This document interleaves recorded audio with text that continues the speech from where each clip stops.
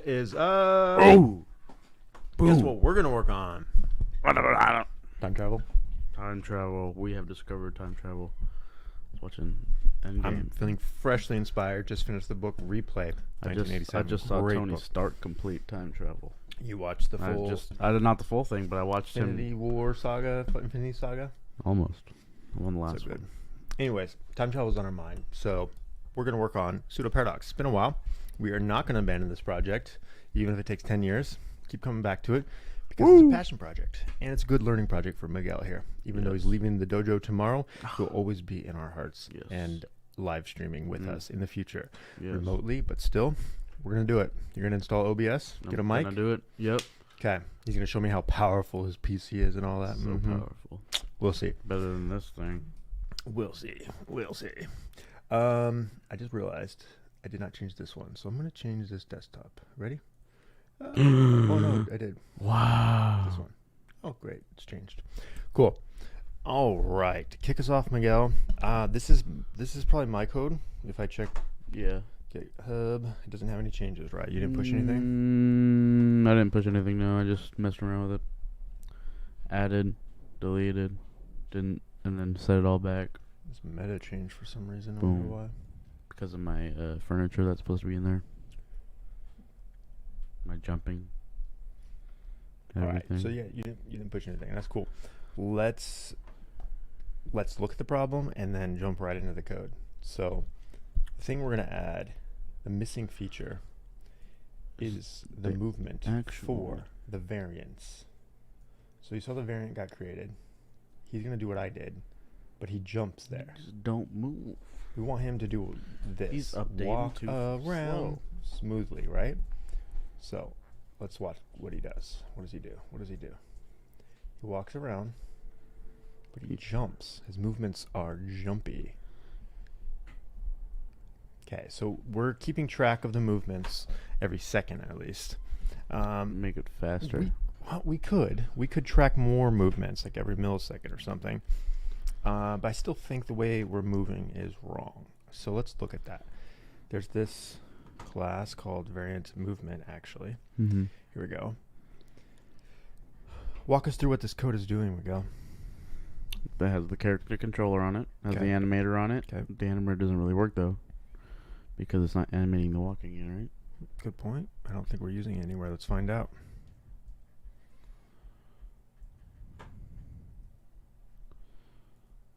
No uses found. Okay, you're right. We Good need call. to put that on there.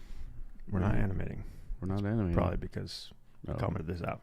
But that's on purpose, right? We're basically, we don't know what direction he's going to be walking in, so we don't know how to angle him, I guess. Mm-hmm. Because this is based on the mouse movement or something. Maybe the keyboard. I don't know.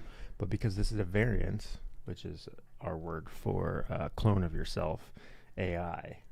Ain't that the truth? It's Doppelganger. There's no keys pressed. It just does its thing. The bucket. So we're going to need a different way to set the current animation. Mm-hmm. Like if I walk up to it and punch in its face, it's supposed to animate a, ow, you punched me in the face animation, right? It's got to do that automatically. So for that, we'll probably need some other state management, but that's going way beyond what we're trying to do today.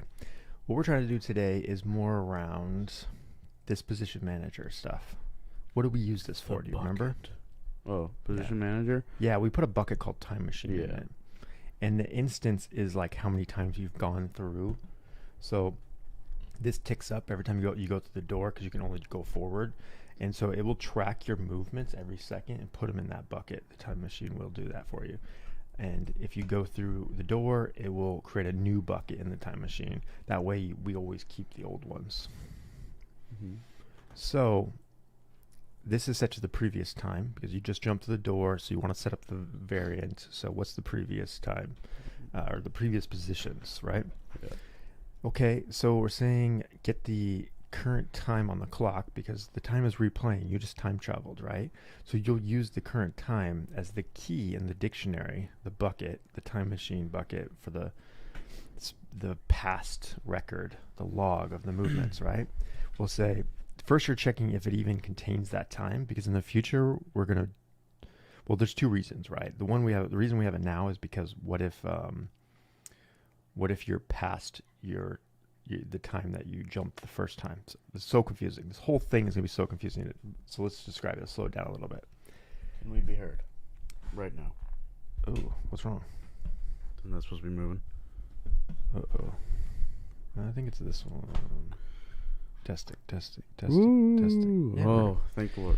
I mean, we'll double check, but I think we're good. Cool. Good thinking, though. Yeah. Have to look ahead, you know? Don't want us talking to nothing. Yes. Oh! Can we be heard? Can we be heard? Can we be heard? That's the title. Can we be heard out there? Okay, so I'll slow it down just a little bit. I know I'm talking fast, but basically, if me, the player, goes through the door, I walk around for 30 seconds, then I go through the door. There are 30 positions saved in the bucket for the previous life because I walked to the door, right? After 30 seconds.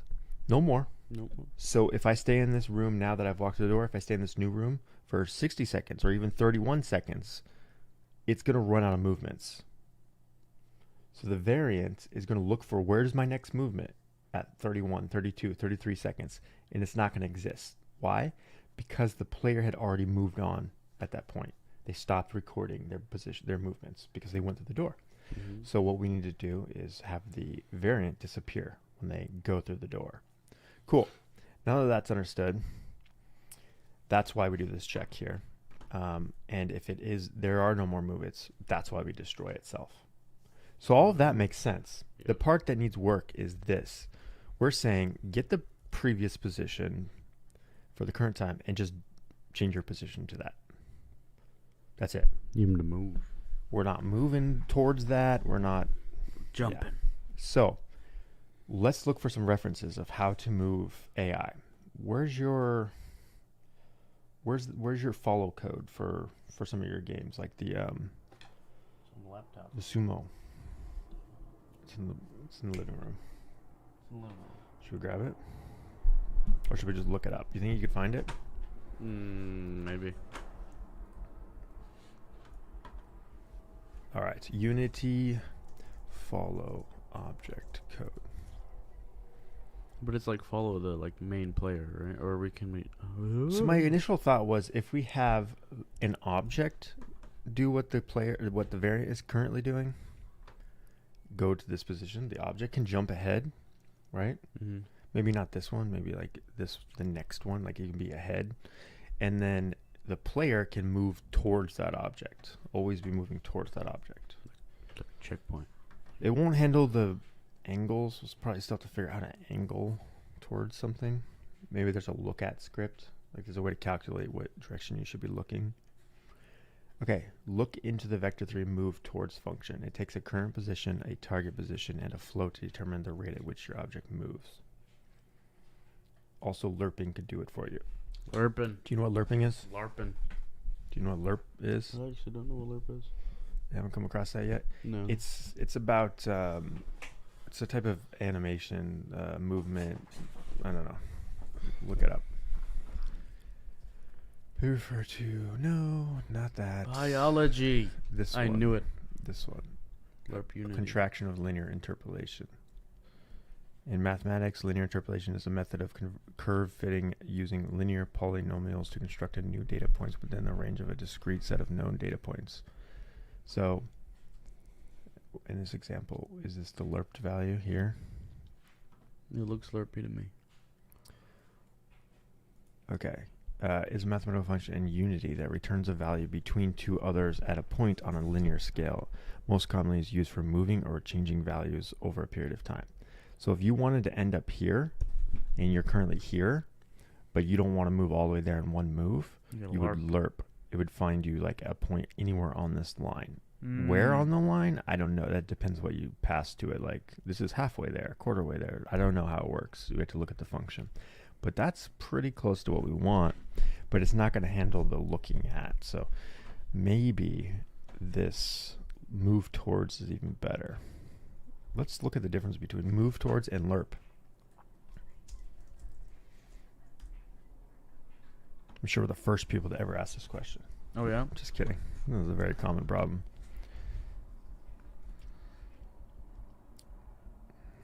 Let's see how old these docs are. 2020. Good. New ones. Okay. Calculate a position between 2 points specified by the current and target, moving no further than the distance specified by max distance delta. Use the move towards member to move an object at the current position toward the target position.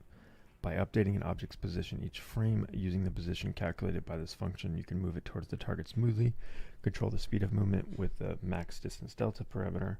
If the current position is already closer to the target than the max distance delta, the value returned is equal to the target. The new position does not overshoot target. To make sure that the object speed is independent of frame rate, multiply the max distance delta value by the time dot delta. That makes sense. Or if we were in the physics loop, we'd use fixed delta time. Note, if you set max distance delta to a negative value, this function returns a position in the opposite direction. So you'd move away from something. This sounds pretty close to what we want. Let's look at what they're saying here. A cube can be moved around the world. It is kept inside a 1 unit by 1 unit XY or XZ space. A small long cylinder is created and positioned away from the center of the 1 by 1 unit. The cylinder is moved between two locations. Each time the cylinder is positioned, the cube moves towards it. When the cube reaches the cylinder is repositioned to another location. The cube then changes direction and moves towards the cylinder again. A floor object is created for you. To view this example, create a new 3D project and create a cube, place the origin, create an example.cs, change the script code to that shown in this. Okay, I say we try this. Let's look up lerping real quick just to see. But I think that's going to work for us. Lerping. Okay, linearly interpolates between 2 points, interpolates between the points A and B by the interpolant T, the parameter T is this is like a lower level function. I feel like move towards probably uses lerp under the covers, but we don't really need to know the math behind it. This is most commonly used to find a point some fraction or the way along a line between two endpoints. Move to an object gradually between those points. So you might want to know more about the math behind it. Like, say if you wanted to determine if on the way to the next position there was a wall in the way, for example, you may want to, maybe not lerp, I don't know if that would make sense, but you may want to look along that path to see if there's anything. Actually, what you'd probably do is you would probably project a collision ray or something, I don't know what they call it, out in that direction and then see if it hits anything. So that's probably a little different. So I don't know when you would exactly use lerp, but Probably not now. here's an example. A short example. Add it to an object in your scene. In playtime, it will draw in the scene view a small yellow line between the scene origin and a position interpolated between the two positions. So this one actually, in some respects, is simpler, right? Because if you just knew the two positions, then you could just find a new point and say, go to that point. But that's not going to move towards it. It's just going to jump there. So you would have to find a small enough position away that it doesn't look like a jump. So I think move towards is actually what we want. Sound good? Good. Okay. Move towards. Let's look at their example. So the position will be, so this is the player when he wakes up. He's going to be in his position or whatever, right? We still want to do that, actually. How can we do that? Should we do that on start? Awake? What is awake? We ever use awake? No. Let's just start, right? It's not overloaded, is it? Update. Huh. But awake might be better because it's saying when this character... Well, that's what start does. What is awake versus start? Maybe if you disable it, but it won't call until you enable it.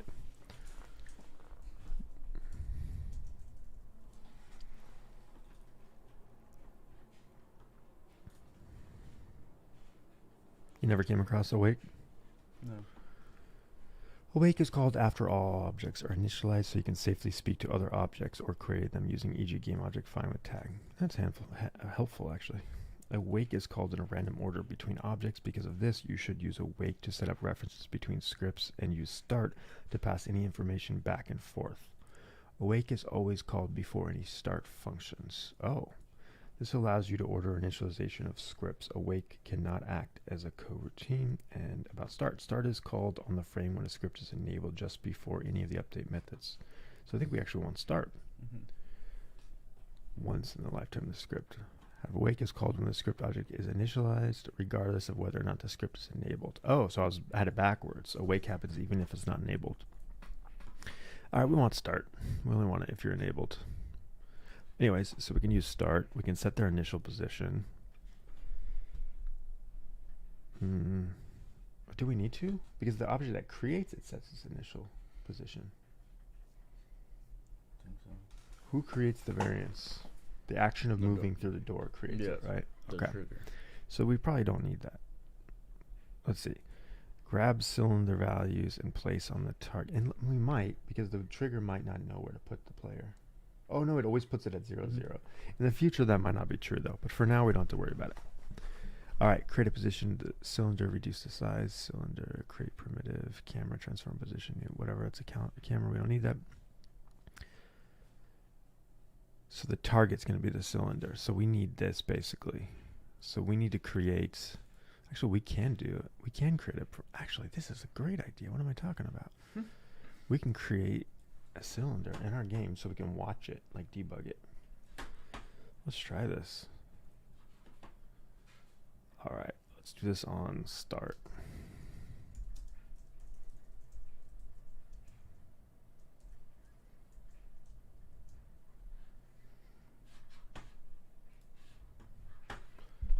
Wow. Probably don't need a camera though. Grab cylinder values and place on the target. Don't even have a target. Did they have a target? Where was the target mentioned? Up here. Private transform target. We already have speed.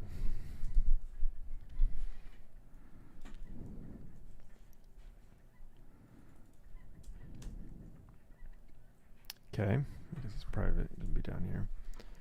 Okay, and this gave it a new position. No, scale. Okay, we'll leave the scale there, but the position should be 0, 0, or wherever the other one is, right? Mm-hmm. I think it's 0. Or maybe this is off the ground or something. 0.8. I'm not sure what that is. Let's just leave it and see what it looks like. So if we run this right now, we should see a cylinder get created, right? Hopefully. All right, why don't you test it?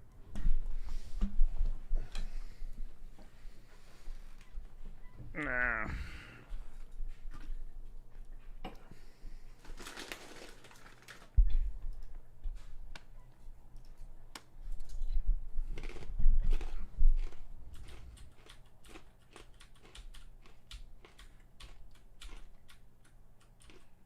Cylinder.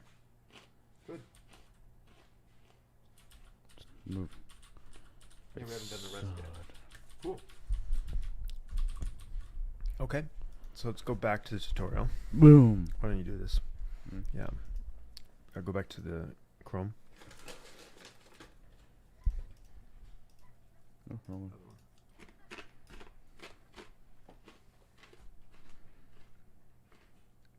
So we don't care about camera. No. Create position for the floor. We don't care about floor. Okay, so let's go to update. Move our position a step closer to the target. Yes. So we find what that would be using the speed and the delta. So that would just tell us, we don't know the direction, but yeah, we want that. And then the position would be moved towards the target position in that amount. Take that much step. So it's going to, sorry, so it's going to step towards it, that amount.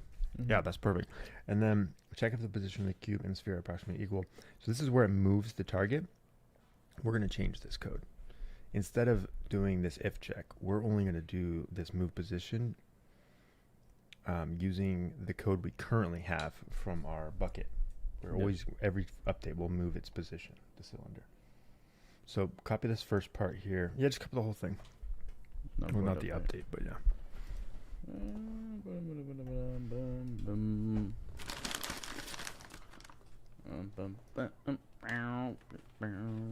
Put it up here. No, you want it. You want it inside this if stuff because we're only going to do this if we have positions. So here. Yeah, here. Wow. I Okay. don't know what's wrong with your keyboard. Okay. There. That's interesting.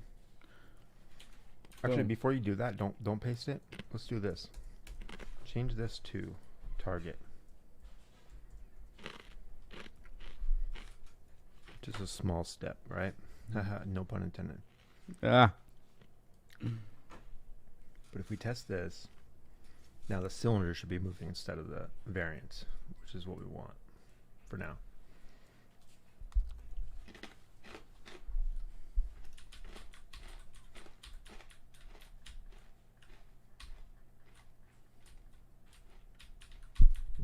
Beautiful. Wonderful. Okay, now let's go back to the code and paste that bit. And we just get rid of this whole if and everything inside it. Yeah, get rid of this whole thing. We don't need it anymore. Yep. And that comment. Screw you, comment. For real. All right. We can get rid of this, all those comments. We don't need it. We don't need that stuff. It's obviously calculating the distance to move because it's called a step. Okay. Transform position will move towards. I think that's it, dude. That's I it? think it was that easy. Really? I think it will be one tick behind though. So let's test it. It'll be 1 second off. Let's see about And that. we still might not have enough movement saved. It still might actually be off a bit now that I think about it. But it'll be close. It'll be closer. Actually, yeah, we're going to have to do more than this. But still, it's going to be the right direction. What's going to happen is he's going to stand in the same spot for a second, and then he's going to start moving. He's going to get there, stop, and then he'll start moving. Whoa! Much better, right? For real. Try it again. We were just standing there and then he went through the door. Go all like corners to corner, like go through all the corners or something. And then see if he touches all the corners too.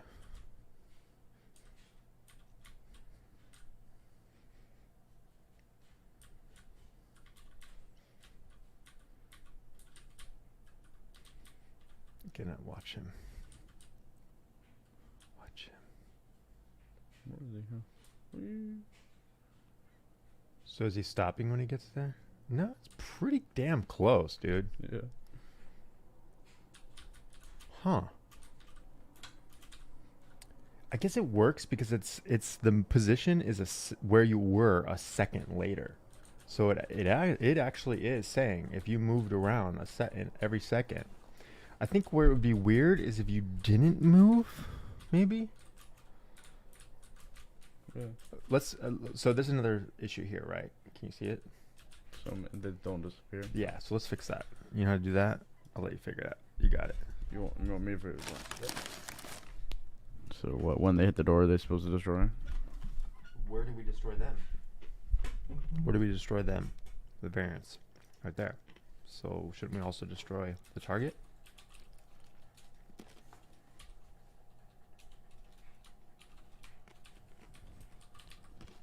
Close. Destroy It's probably target.gameObject. dot game object. I think so.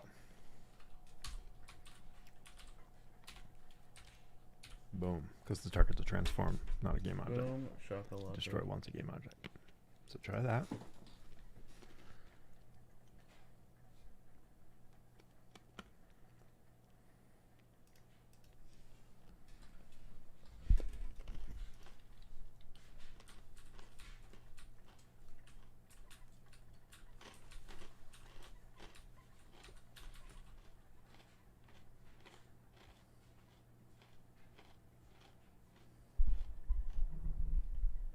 Oh. There we go.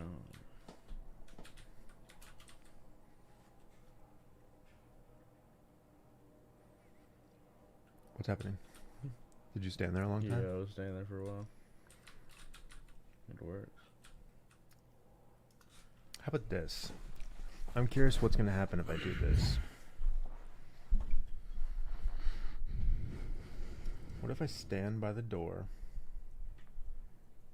Oh, it's actually working now. There. What if I stand here the whole time?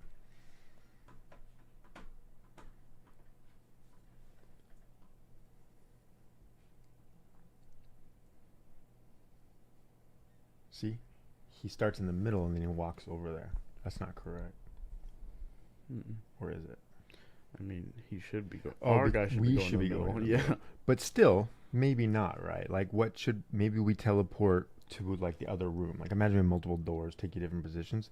He should start where you start. So let's fix that.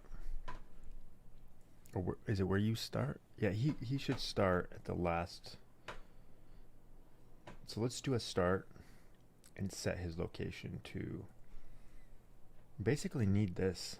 Problem is we might not have this yet.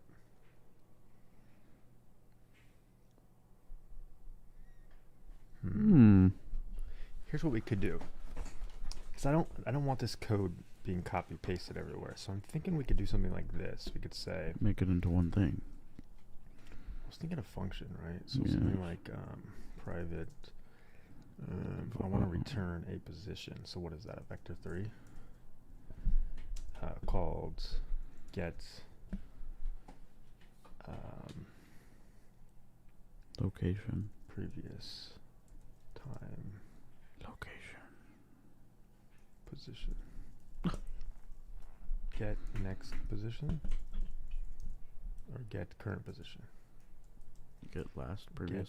Get Previous, because it'd have to be. No. get It'd be current. Right? get position. Get position. There we go. I don't know, man. So really we want something like this. Oops, missed it. Yeah.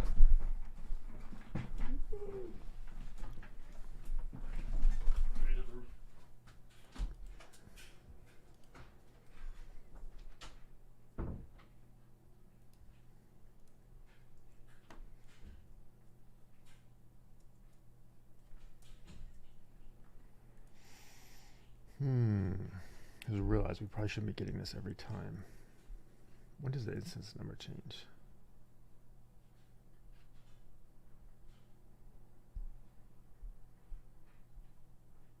Is somebody changing this instant number?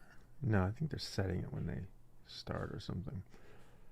Okay, so then we probably don't even need this. This can actually be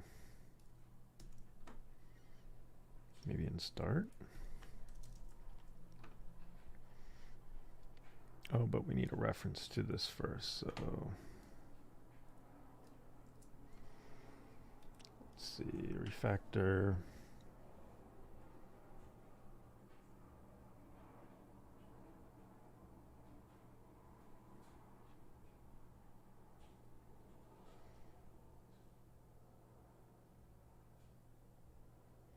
I don't see the refactor. Quick actions refactor, there it is. Use implicit type. Introduce local. Sure.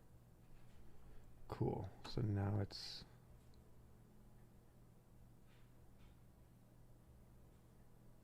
nah. That's not what I wanted.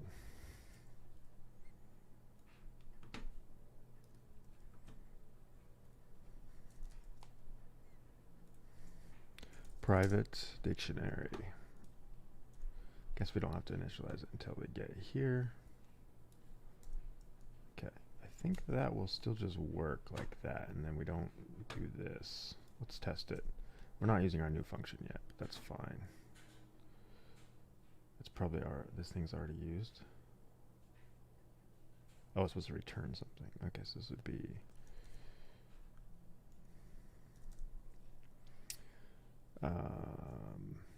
vector 3.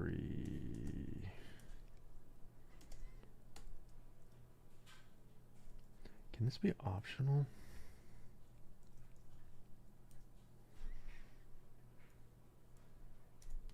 How can I make it nullable?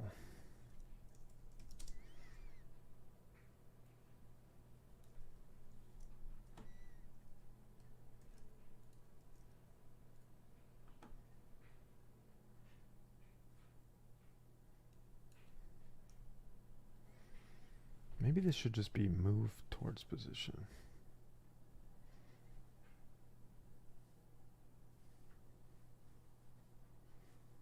No, I want to get the next position so then I can, instead of moving, I can actually just start there. Okay. So return that, or Guess we can do this outside this. Return null. Doesn't like that.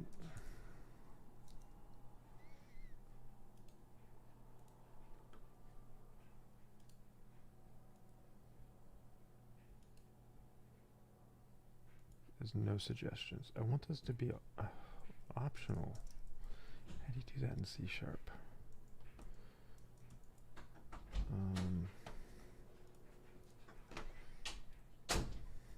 Yes. What's the final verdict?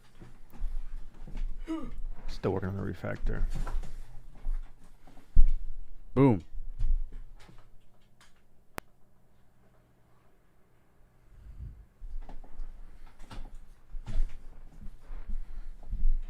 Explore 100+ cloud services for free. C# return value or null.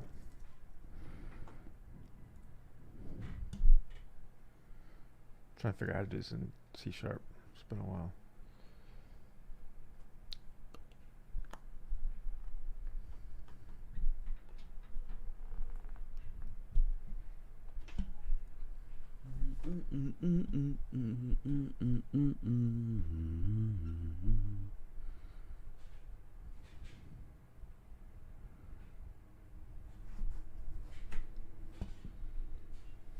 Oh, you have to declare it optional probably is the problem. No.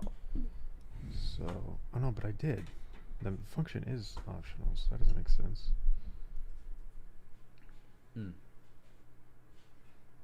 How do you do it in the function?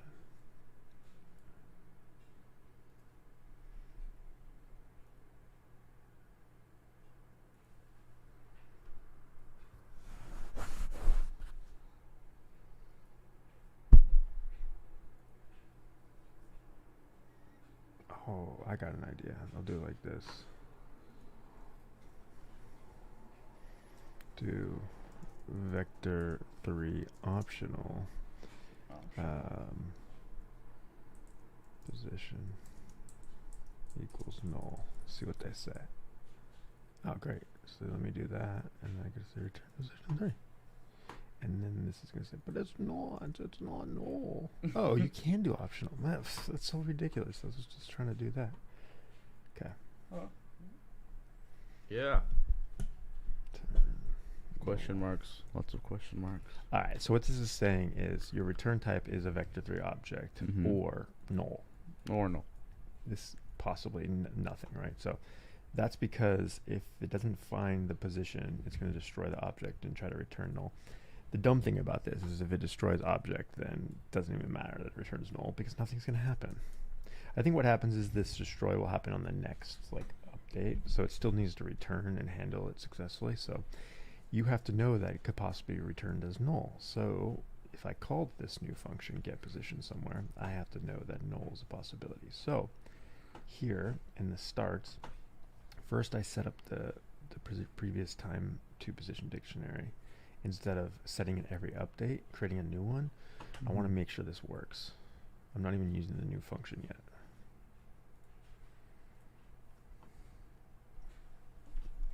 Who is pinging us?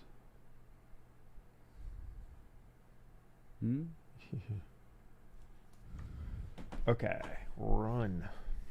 Looks like we got a. Run, boy, run. Looks like we got an error already. No? No, please no. Where's the door? Is this door? Behind you. Okay. We're gonna have to make a better door, by the way. Change the colors. Alright. We're standing there. Yo. Okay, so he moved. Boom. So let's see if I can reproduce that error where he should now spawn where I last was here. So not this one, but the next time. So I'm just sitting here, I'm sitting here, I'm sitting here, I'm sitting here, I'm sitting here, I'm sitting here, I'm sitting here. Actually the other guy should show up soon. That's okay, I'm gonna walk through now. Yeah, there you go. Nope, didn't do it. He started over there? Oh, because I didn't do the new code yet. Okay, so it's still good. That was just a refactor. So it looks like it worked. But what is this error about then? This is a different code. That's a scary movie right there. Oh, this is the dumb error. Like the reference keeps getting lost. So to delete it and re-add it, it's so dumb. Visual Studio. Visual Studio. No, it's fine. Okay. We might do this in a second. All right, so now let's implement the new code. So we set that up, and we want its default position, right? Yep. We don't need... No. Actually, before we do that, let's clean this up a bit.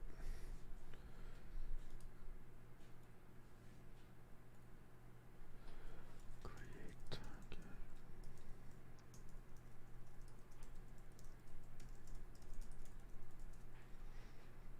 Okay. Oh, you're so dumb. Oh yeah. I'm gonna switch over to Writer, I swear.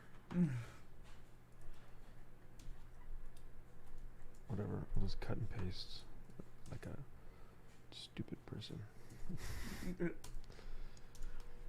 Okay. Probably be here. Cool. So that shouldn't change anything. Shouldn't, but since our only tests are live tests, what is this complaining about? We should probably test it.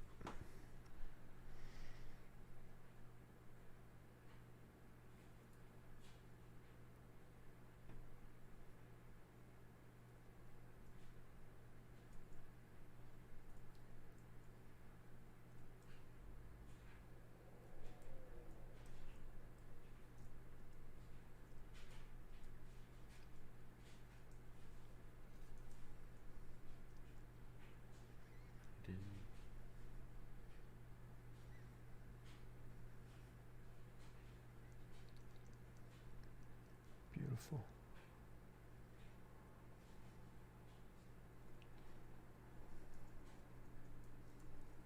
Okay. Didn't break anything. Woo! Alright, so let's do this. We'll call get position, and we'll set the player there, right? Okay, so what is it? Transform dot position equals get position. Cool. Doesn't like it because it's could be null. So if it's null, or what's the current position? What's vector 3? What do we want to do? If it doesn't have a position, it should really just delete itself. Yes. Right. So we could do an if check. I really just only want to set this if it got something back. There's two ways we can solve this. We can say if it's null, just move it to the center of the room or something, you know?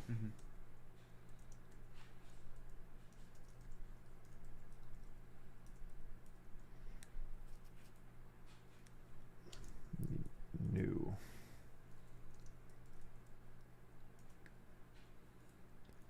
But it's kind of ugly too. I don't know. It's fine. Okay. If you can't get a position, just set it to the start of the room. That's for start. That should be fine. That should fix the always showing up in the middle, even though it shouldn't. Possibly shouldn't.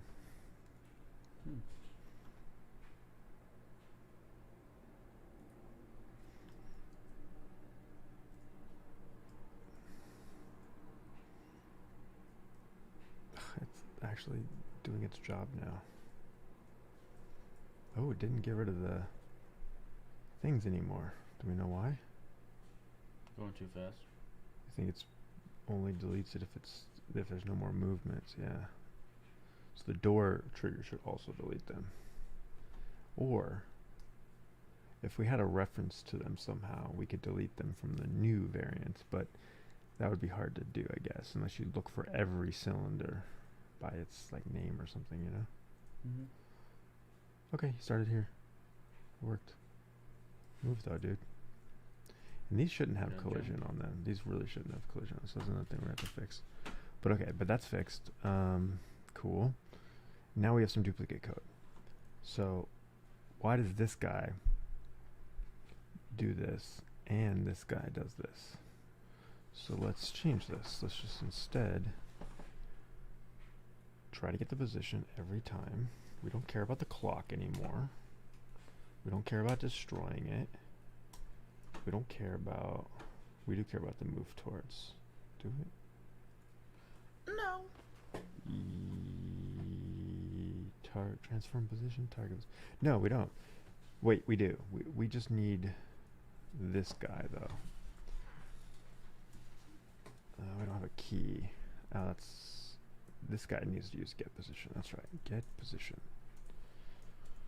Alright, so we're not moving the target until the next cycle. Is that what we want? It seems to work. So this is get position, or if it doesn't return. Okay, so what this is showing me is that we probably shouldn't return null.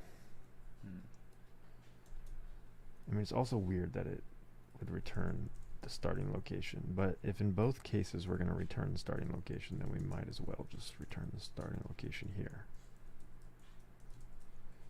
So that's what I'll do, and then this doesn't have to be optional, and then we can get rid of this null coalescing, it's called. Coalescing. Cool.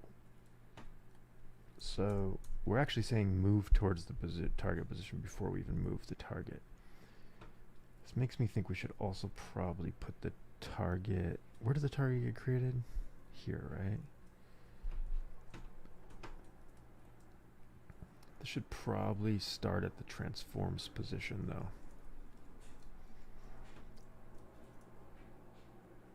See, this is hard-coded. No, this is hard-coded. It shouldn't be hard-coded. So it actually should be...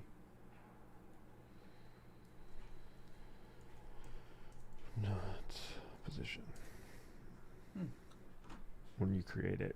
And we should probably do that after we get the current position. Right? So we set the position of the player. We create a new cone at that position. We tell it to move towards... Yeah, so then I'm going to change this update slightly. I'm going to tell it to move towards... First, I'm going to move the target position.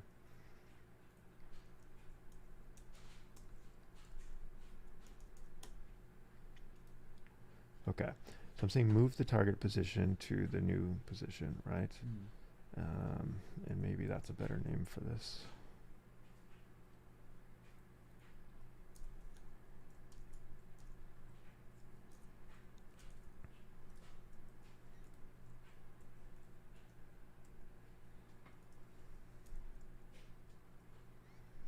I want to rename, come on.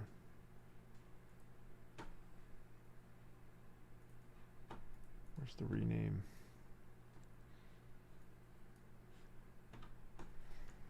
Okay, get new position, cool.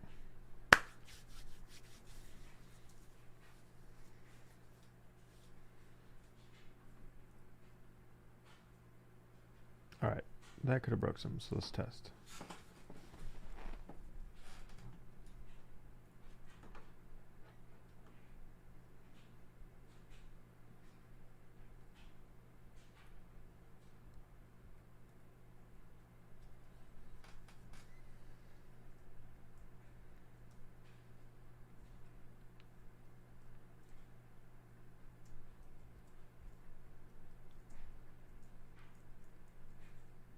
Oh, you see how I'm walking in an arc? Yeah.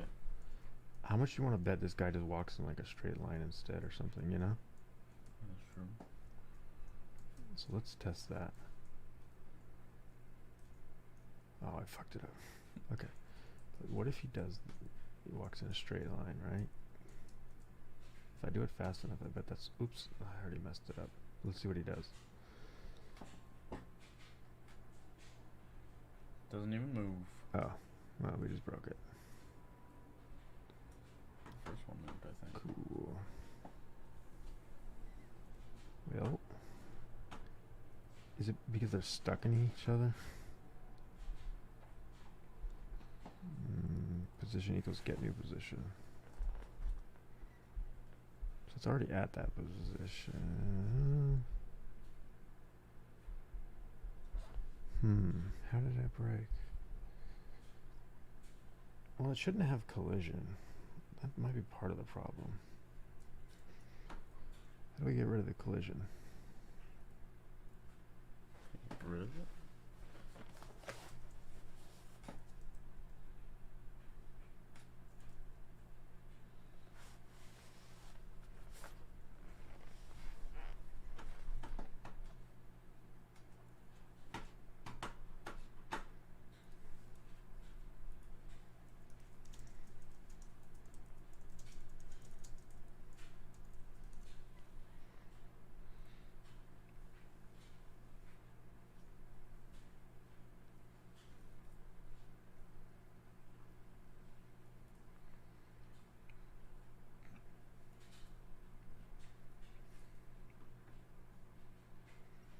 Okay, that's an easy way to do it.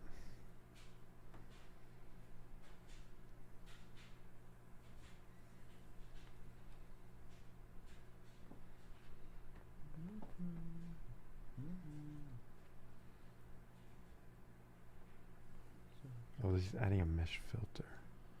That's much more complicated though. Okay, yeah, so problem is a primitive comes with collision, a collider or something on it. So instead of using a primitive, let's create, why don't you do this? Create the follow object. It could be a ball, it could be a cylinder, I don't care, right? And make it a prefab. And then on the script, so what script is this? Player position manager, have a target transform and drag the prefab onto that. Okay? You want me to make a prefab of like a circle? Yeah, cylinder, circle, something small that it can follow.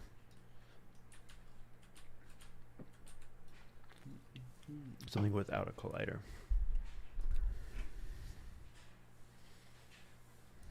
Yeah, and then you just delete the collider from it. What do I name it? Target. Target? Target? I can't, is that a T? Capital T, maybe? I don't know. I'm blind, I can't see that. Target. Alright, no collider, you said? Yeah. No, delete it. Sorry, delete it. And you want it as a prefab, so where's the prefab? Hold on. Do you have one? Am I tripping? There it is. And bring that into here. Alright, you can delete the one from the scene. Yeah. Where's the sand blind? Oh, there it is. Boom, prefab. Okay, now drag it onto the player position manager that's in the scene. Can't do that yet, so you need to. Oh, you need to add one in the script, yeah.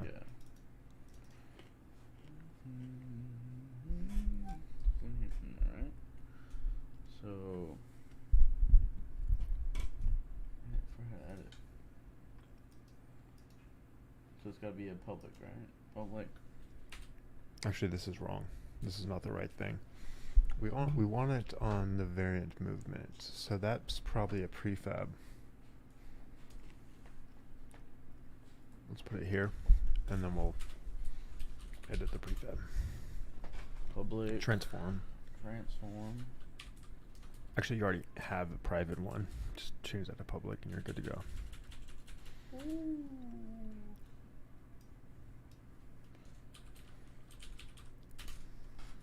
Boom, chaka-laka. You can get rid of that line 13.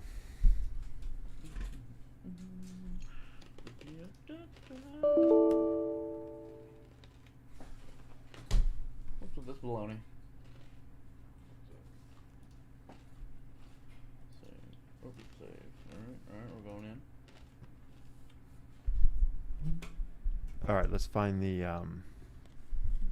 variant movement prefab. Variant movement Maybe prefab. it's third person. Yeah, that guy. Or the other one. Which one is it? There's two. This is the normal person. This is the variant. The what? This is the variant. Okay, This is the main variant. Yeah. Target. Exactly. Boom shakalaka. Now go back to the code and let's not create a cylinder anymore. Where's the cylinder at? Where'd you put it at? Create position target to follow. Yes. I think you can get rid of the whole thing. Let's go to it and look at it and see what it does. You can do control click and okay. Creates a cylinder, sets it to the target, sets the scale's position. Yep, we don't need any of that except the position. But you can do that. Yeah, go ahead, delete that. And then let's inline this function. What just happened? Right click. Oh. Undo. No, it's just on a new line. It's fine. Right click the function name. Should be an inline. Do you see an inline anywhere? Not outline. Quick actions and refactorings. No. Let me look. And I never heard outside 25.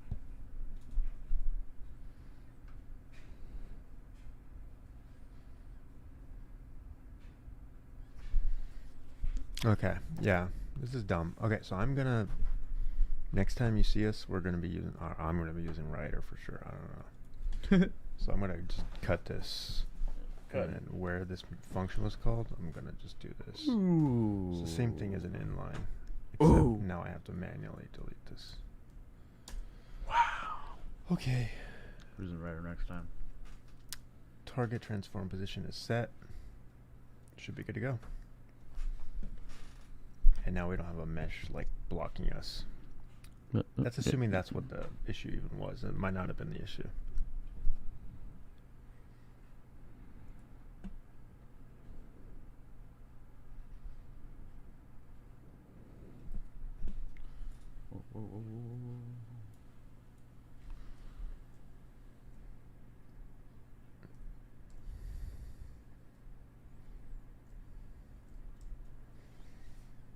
He didn't move, did he?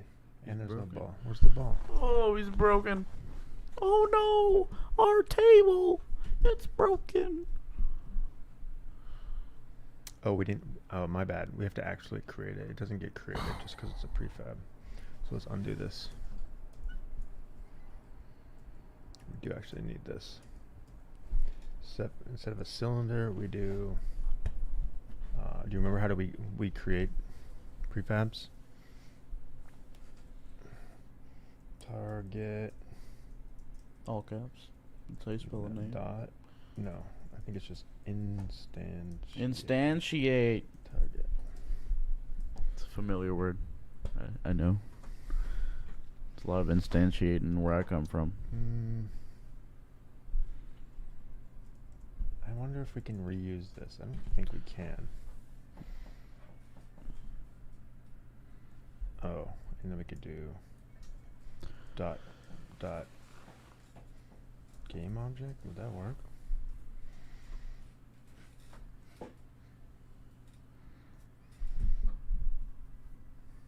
Or this maybe is the game object we need to transform. Yeah, it's trying to get the transform off the target. Target object. There we go. And this what needs a position? Yes. Oh, it needs to start as a game object. Interesting.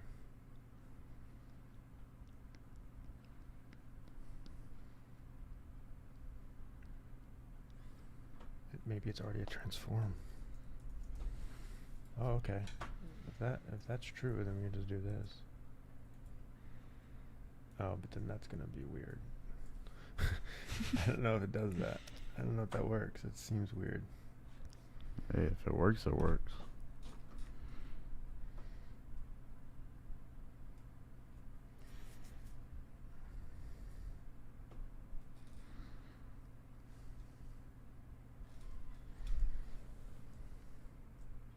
How come I always go the wrong way? Nah, it didn't work. Let's check. Target.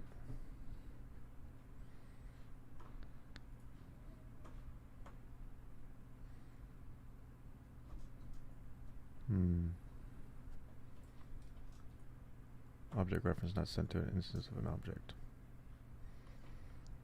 Where? What line was that? 48.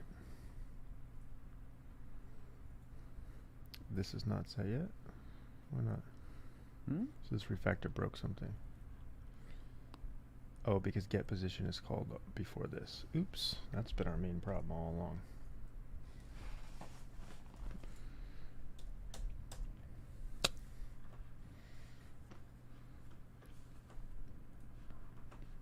Gotta look at the console. Gotta look at the console. Is it up? Up, To the door? down, left.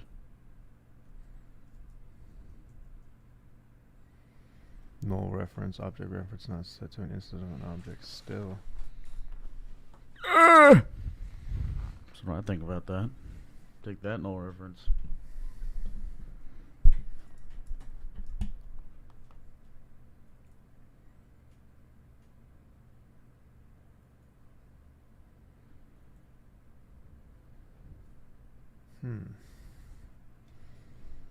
We used to do this every single update. Now we don't. Why does that matter?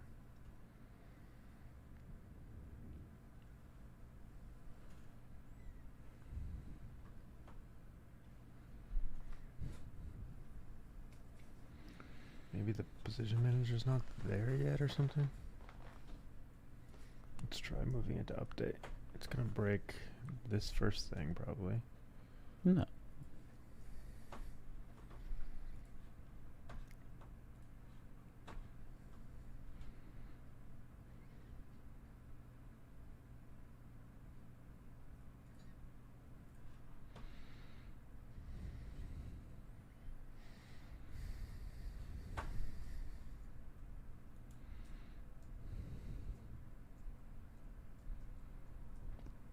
No movement. Oh, he moved. Oh, he's moving.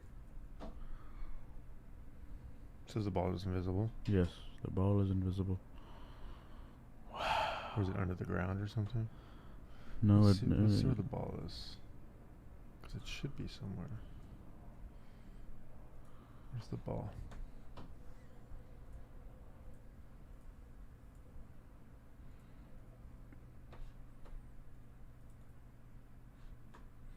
it's nowhere. Where are you, ball? Check the positions. -2. It's under the ground. Is it Y or Z? Z goes up and no, Y goes up and down. It's on the game view. I think that's in the prefab. The scene, right? Oh yeah, this is prefab. Eh? There it is. How do I actually see the ball that got created? Yeah, see if that one's bigger. Shrink the game screen. Just look around. You have it selected, right? No, I have the player or the variant selected. I don't know where the ball is.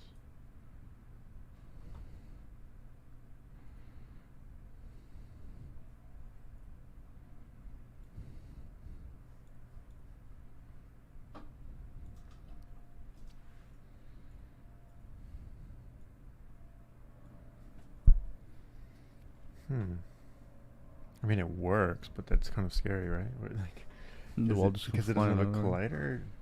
Maybe it's like falling to the floor or something. Check the specs on the prefab. I mean, is it this thing? What is this? Camera. Oh, it's the camera. Okay. What do you mean? Go to the prefab. Is it really still a null reference? Bool only pops up when a prefab's on the screen, right? Or a variant. That was a variant. That's what I was checking.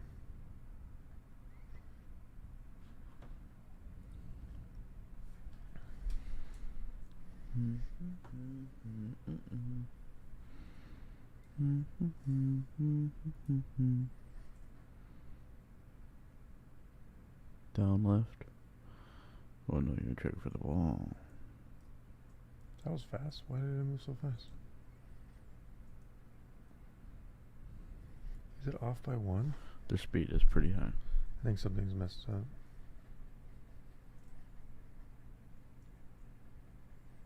Okay, so I'm gonna go to this corner, and back to this corner, back to this corner, back to this corner,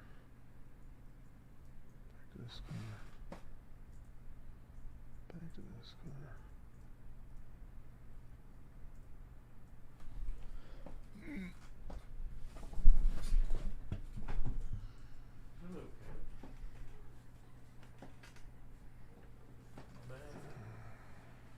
We can slow down a step.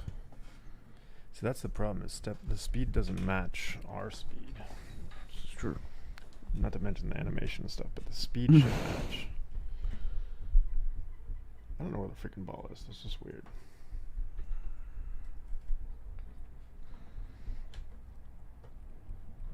But there's still a null reference here. Why?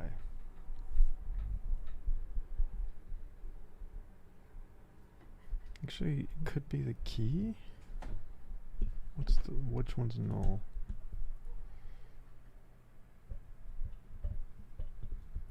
Destroying assets is not permitted over data loss. If you want to remove an asset, use destroy immediate.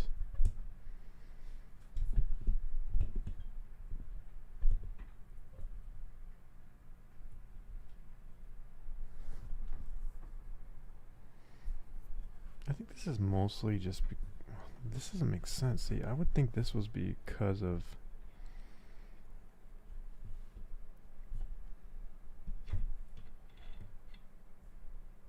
maybe it only happens once. Looks like it happens maybe just on like at first. Let's see.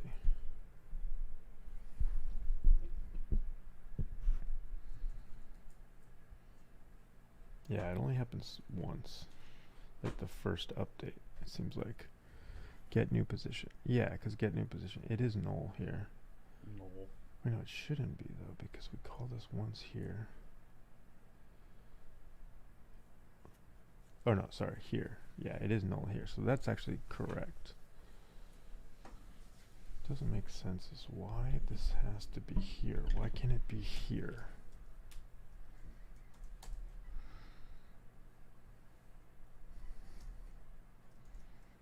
What was that logger we were using before? Debug.log. No, we were using an even shorter one. Right line? No. Ooh, that's there. It was in our game jam. Log. It's not logger. It's on the tip of my tongue, and I remember it too.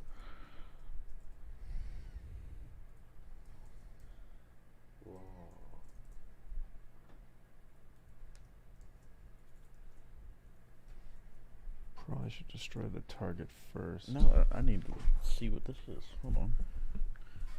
It's in our other code, probably. Debug.log alternative.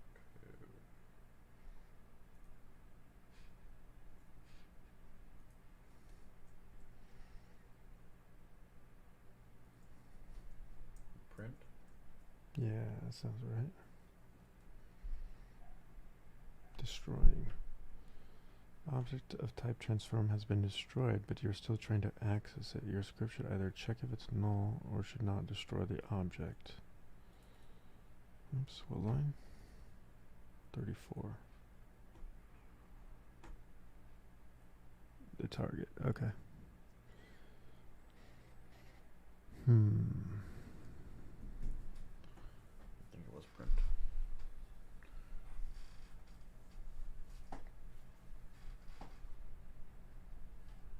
Alright, so we have to check if the target exists before we try to, for some reason, yeah, so maybe I don't destroy immediate. Maybe that's the trick. Let's try this.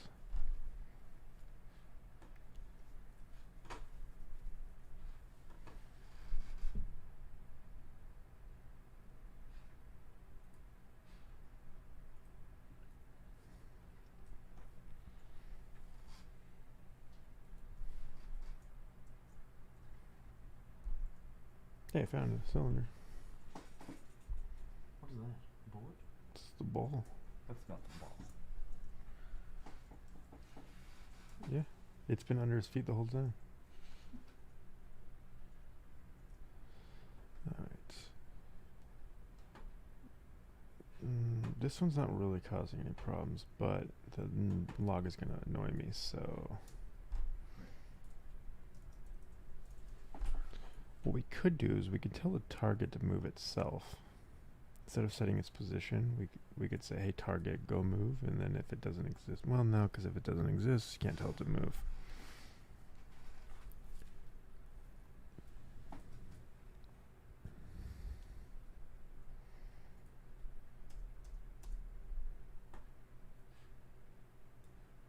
Alright, what should the speed be?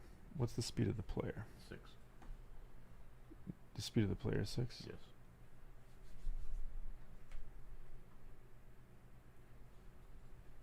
So every frame, where do we use it? How do we use it?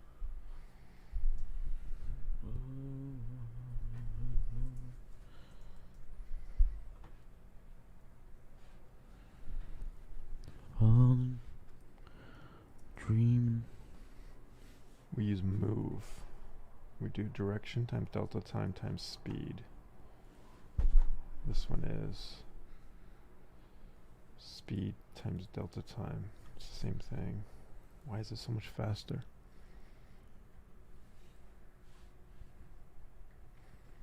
Oh, because the positions are a second apart. That's why.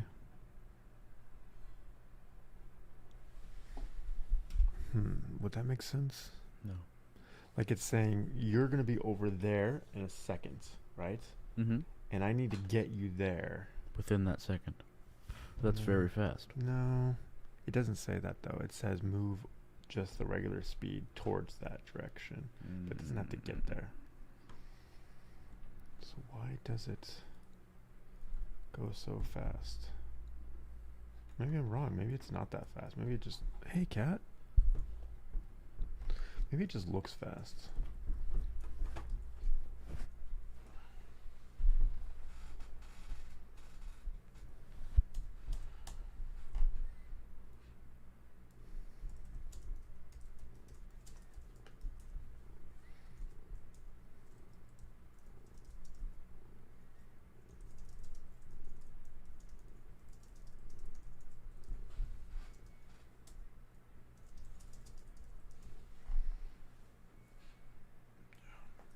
Time for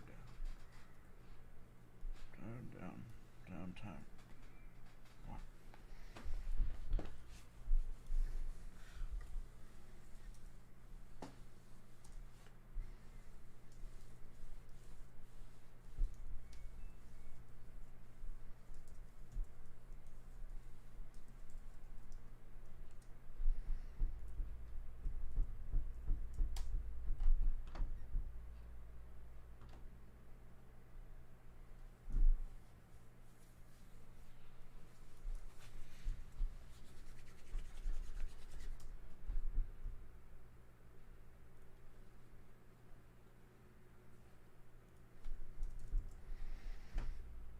Okay, so this is actually showing up. That's good. Now I don't want it to show up at all. So should we change the prefab? Okay, there's two things I don't like immediately that we should fix. So the first is that we have to call every update. We have to call this. Why? Is the instance number changing? Shouldn't.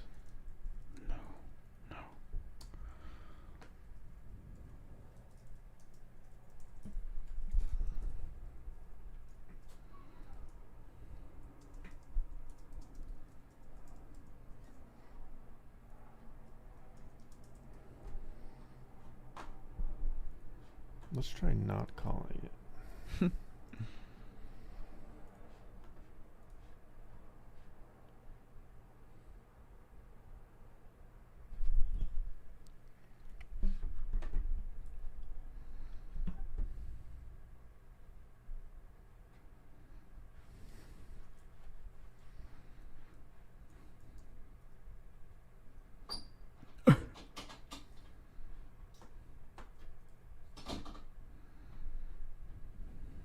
It's a lot of. Okay, it looks fine now, actually. Really? Yeah, it doesn't change. The only missing object is actually because we're destroying it and we're not checking that it's gone, but it doesn't really break anything. But it shouldn't do that, so let's fix that. Okay, so we don't need this. Good. That was weird. So what we need instead is if target exists.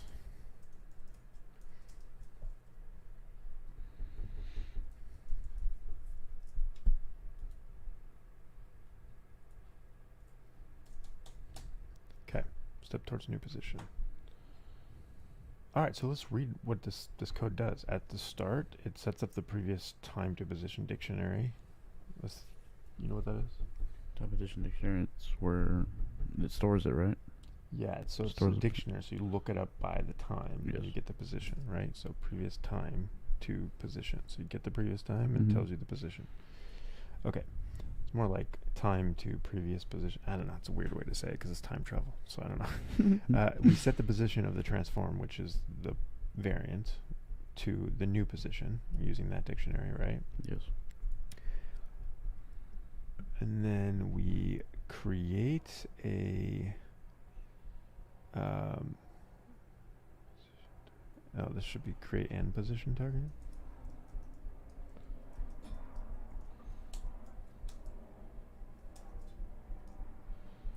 Create and position target.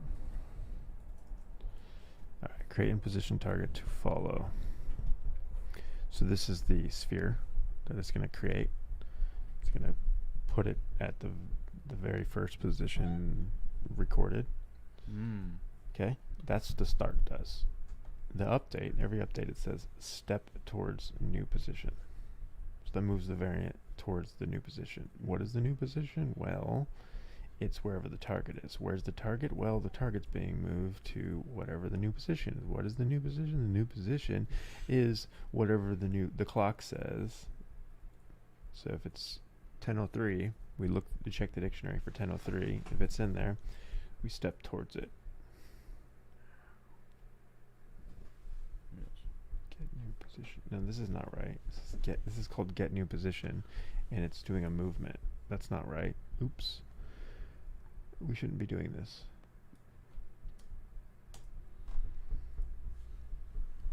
I wonder if that's going to break anything. Shouldn't have been doing that. This is just supposed to return the position.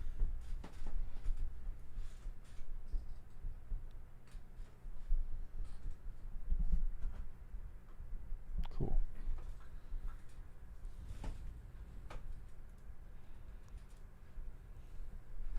Did I get rid of that log? Yeah, I did. Good.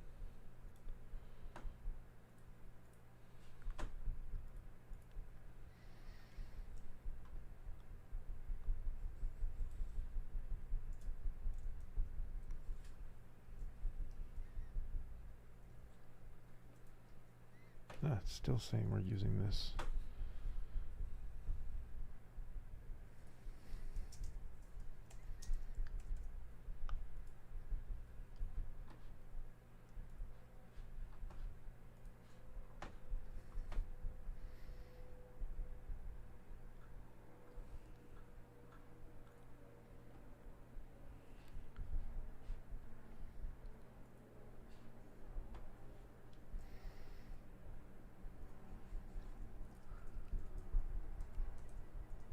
Oh, we didn't check how he runs in circles. Should probably check that out.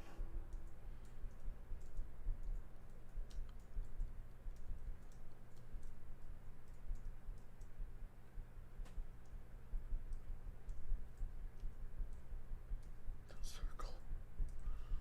Circle of life.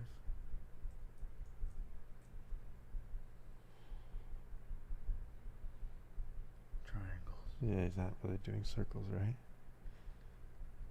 It's close. Very odd triangles. The speeds actually is correct. Mm. Pretty much, I think. Yeah, that's good.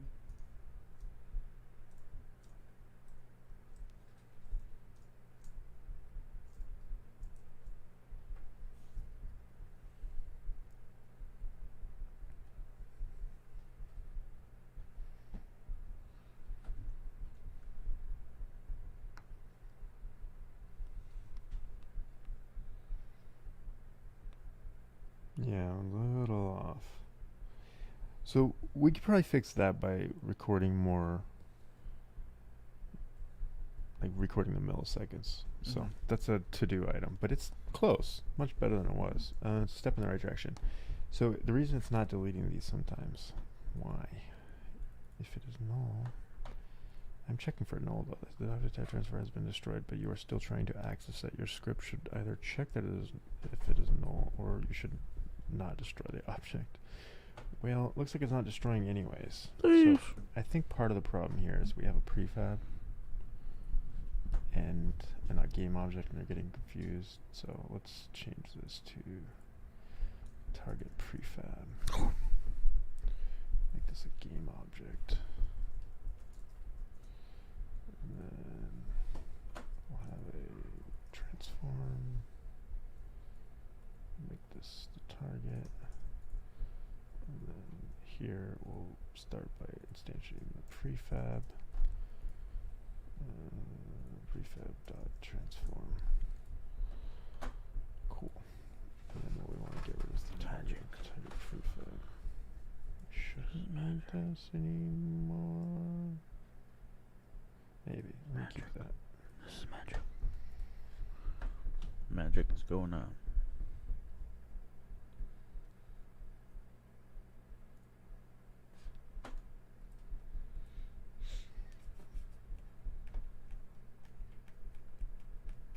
Okay. Corner. Center. Corner. Corner. Center. Center. Circle. Corner. Another corner. Center. Another center. Walk. Walk. Walk. Where's the Walk. wrong door? Walk. Corner again. Corner. Door. Center. Corner. A lot of corners. Center. A lot of centers. Where's the door? There. Oh! Where's this circle thingy? There is no circle. The circle's gone. Must be underground. He is sliding. What a wonderful creation. Look at him go. So wonderful. Wow. That is something. Boom. That is something. So still.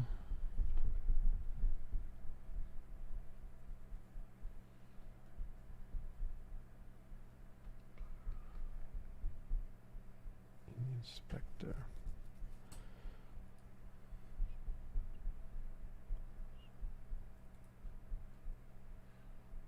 I am using destroy immediate.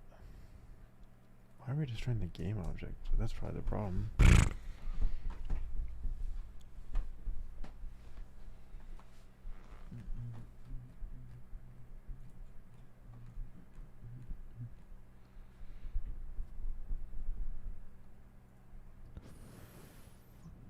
Maybe you'll talk in Movement.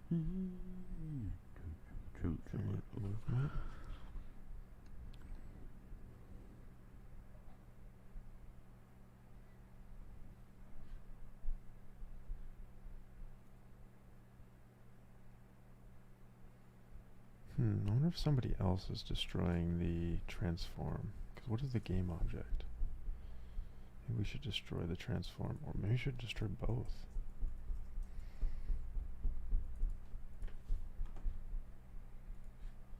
I think one would cover the other, right? Is the transform the parent, and then there's a game object under it? Or is there a transform on the game object? Or are they supposed to be the same thing?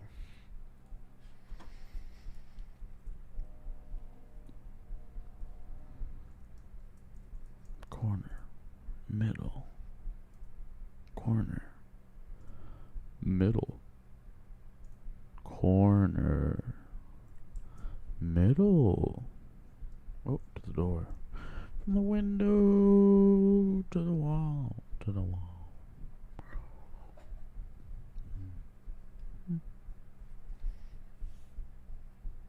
Wonderful. I've never seen something better in my life.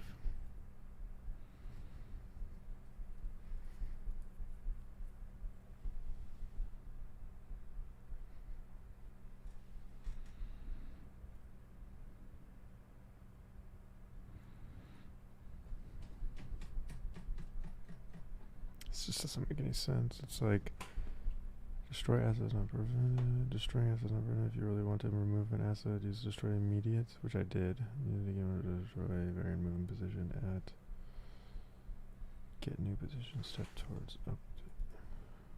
Get new position. Get new position should.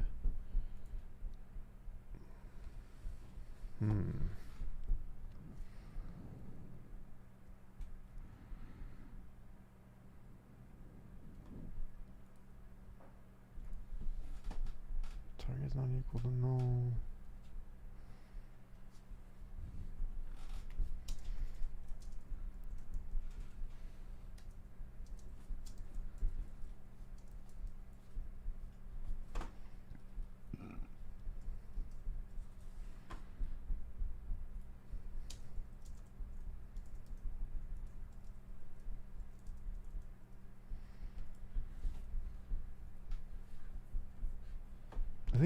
I think what happens is it's not null here, but then as soon as it gets down here, it was finally deleted. It's like happening really fast, like some weird race condition. It's probably shouldn't use destroy immediate.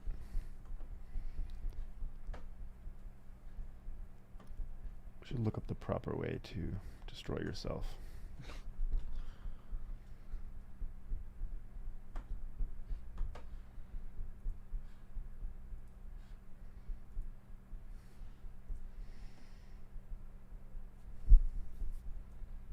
Big circle. Terrible circle.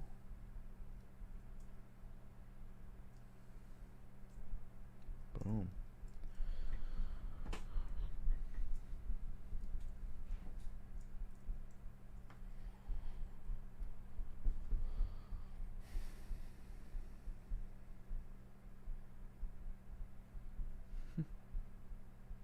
Drawing a pentagon.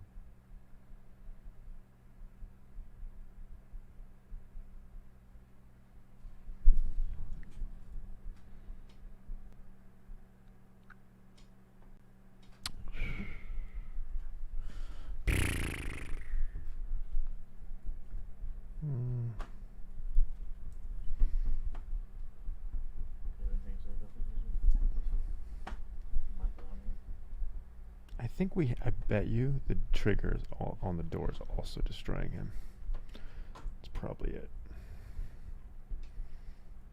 Let's check. Where's that door?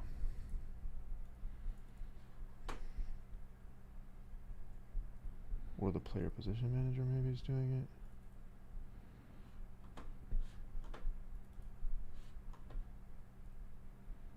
it. You click on the script inside of it. Ooh, doggy. Save time travel, store position. Should reset. Check the door trigger might have it. Door trigger. Destroy player clones. Boom. Boom, shakalaka.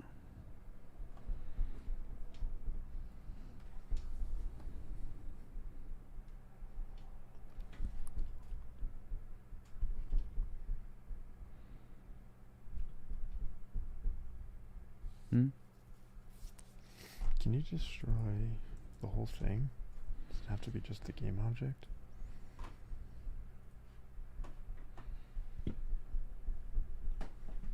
Because if it destroyed it, then none of the script or anything should be updating at all. That destroy that we have in our code is only if the variant outlives the previous known record. Which actually shouldn't happen, right? Actually, can that happen? That can't even happen, can it?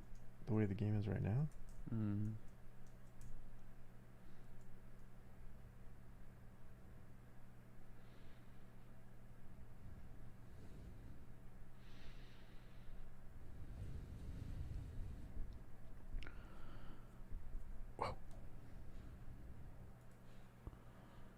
I mean, just said, nah, I don't think I am going through that door. Okay, so that doesn't delete it.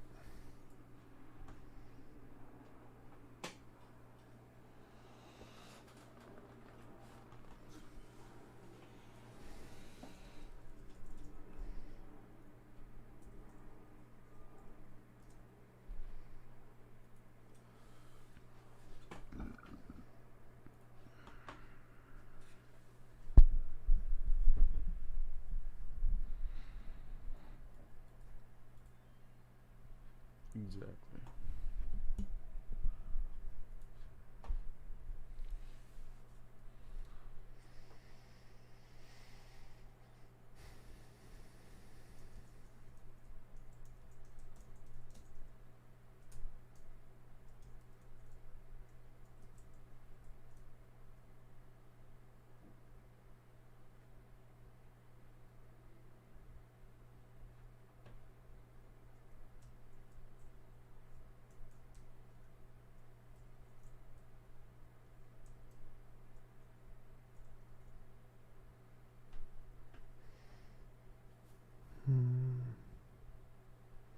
Are these not marked as player clones? Let's see. When they get spawned, are they not marked as player clones? That might be the problem.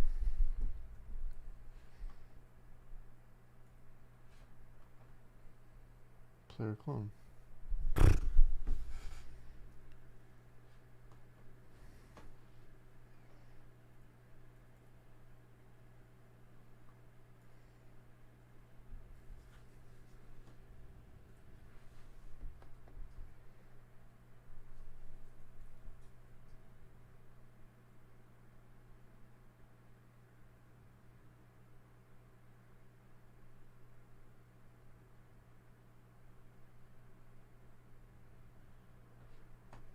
What is this error? Unassigned reference option. The variable target prefab of variant movement has not been assigned. What do you mean it's not been assigned? Oh, because I changed the name. How is this even working if it hasn't been... What? Oh, it's probably just creating an empty object? Well, that's weird. How come we never caught that? Is the player... Is the variant? Isn't the variant? This one?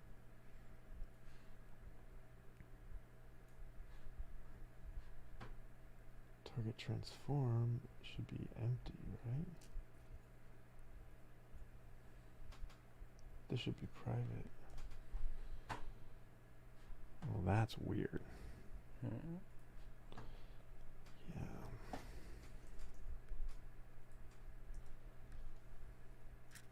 Cool. Let's see if that fixes anything.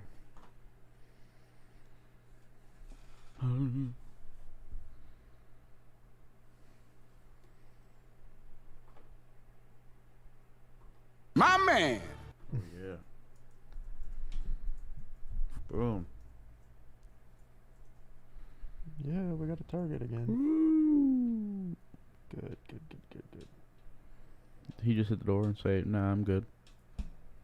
Oh, it's going. 5, 6, 7, 800, 900, 1,000. Wow. We're at 2,000.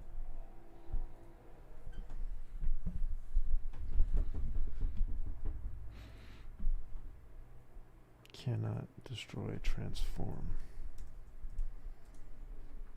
Boom. How about that? Can you destroy a game object?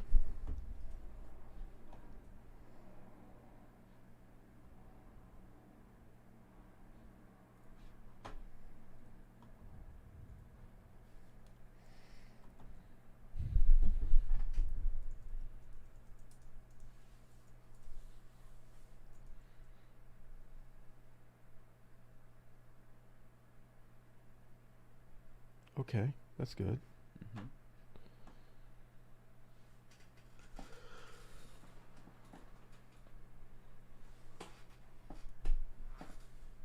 Transform to this one. This one. How can the transform have a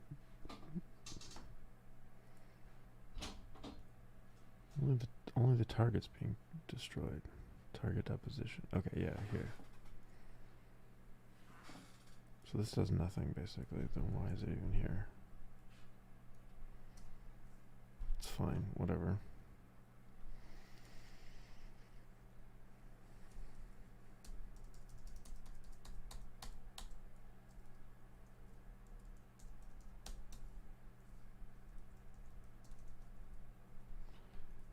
Okay, so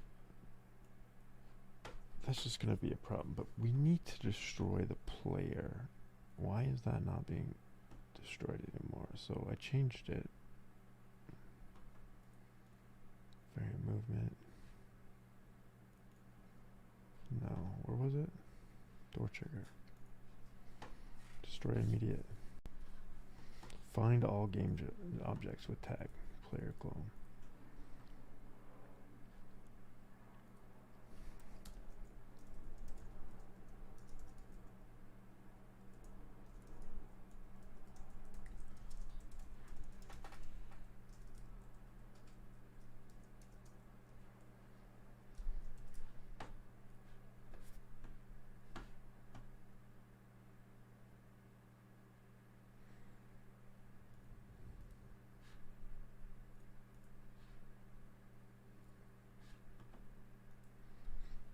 All right, you test it. I'm gonna order pizza.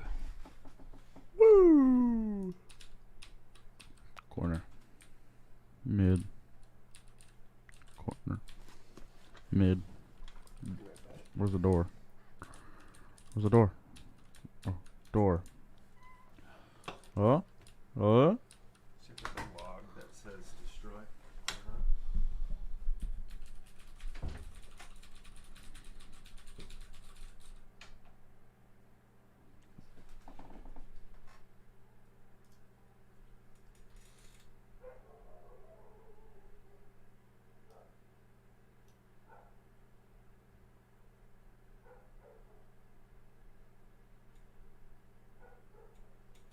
There was no log. We'll just bro.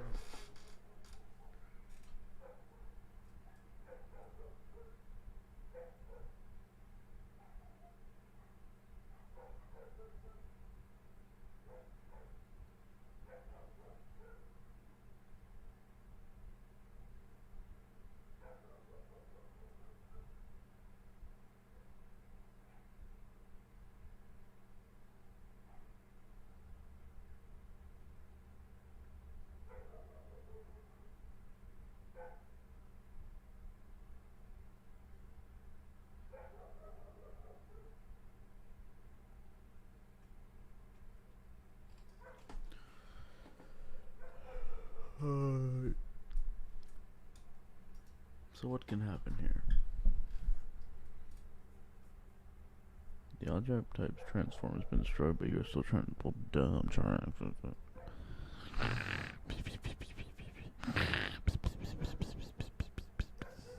Let's see.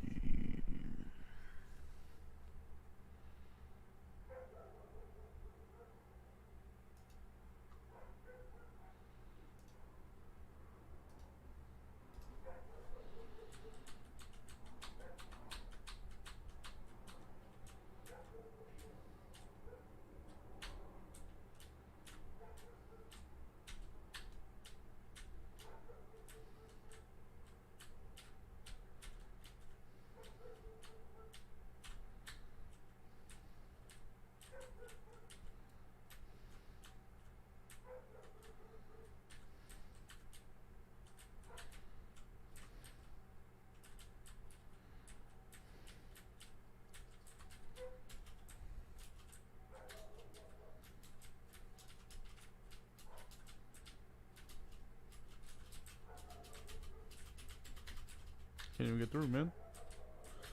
So many, I can't get through.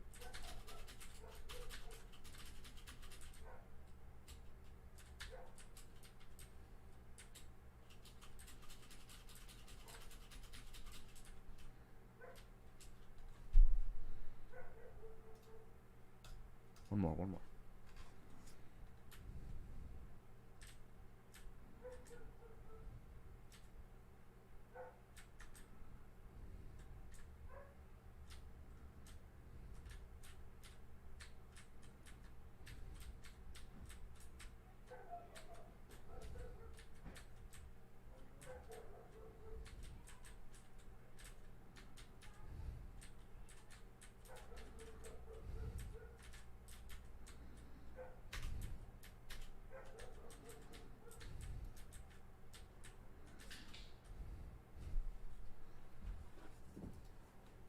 The transform is destroyed, but it's still trying to access it. What log did it say? There was no log. Okay, so it didn't destroy it. So the door trigger destroy is not doing what we think it should do. No. So it's either not finding anything or this is not getting called at all. So let's debug .log and say player clones found plus player clones dot length.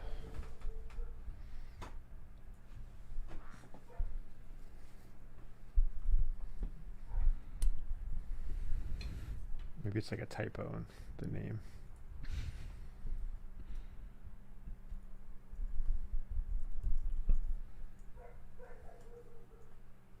Zero found.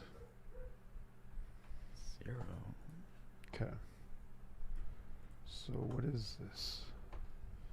Player clone. Player clone. Tag. What does the code say? Find game object with tag player clone. Why?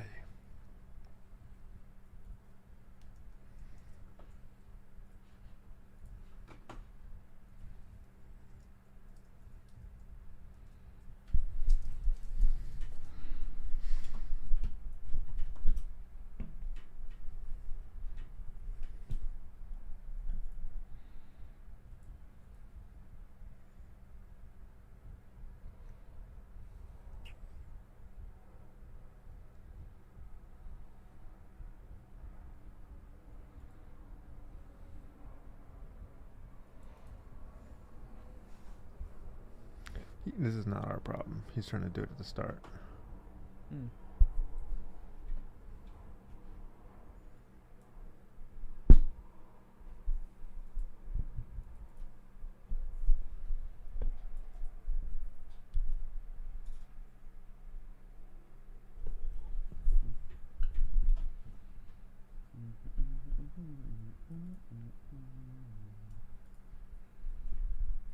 Okay.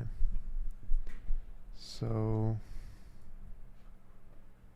they're saying maybe we're setting it to inactive. Let's look for that. I'm thinking to get Active. cheese, breast stick with cheese, Okay. but I have to cancel your order so I can add the order, but I think it should be fine. Okay. Just leave it, I guess, right? Cancel it. Cancel it? Up to you. Okay, where's inactive? We're not saying anything to inactive. No. We're just trying to destroy it. On trigger enter. Starting position. Travel to time. Destroy player clones. Create new player clone. Ooh, maybe it's creating a new one. No. Well, it is, but we want the destroy to happen before the create. Interesting enough. We might have an issue if we actually fix this bug where it creates the one we don't want to destroy yet. So look at it knows what the player clone is because it's in charge of creating it, isn't it? So if we kept a reference to this, we could delete it here. We could basically, it's kind of hacky, but we could have like an old player clone, you know? We could have something like this. Game object player clone. Maybe last time did you get chicken tenders? I don't know. I'm making a stream.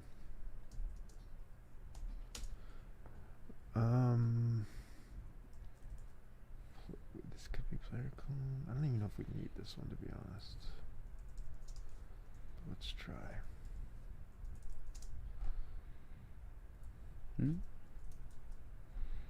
So we could do this where we say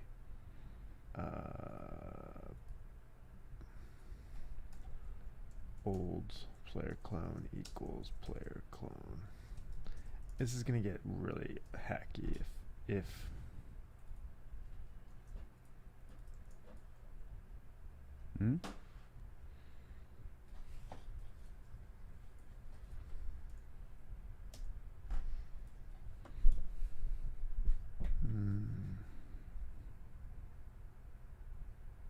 Right, that could be null. It's fine. Don't care. And then player clone equals this new one. Okay. Cancel and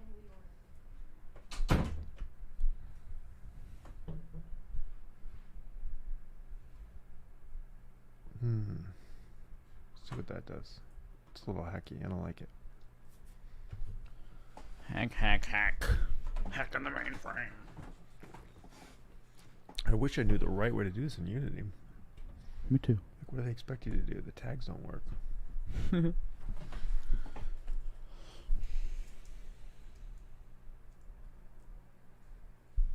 He started over there and then over there. That's not right. Wow.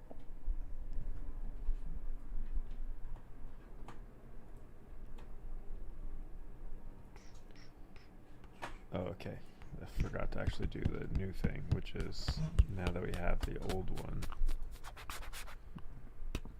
you can just delete it.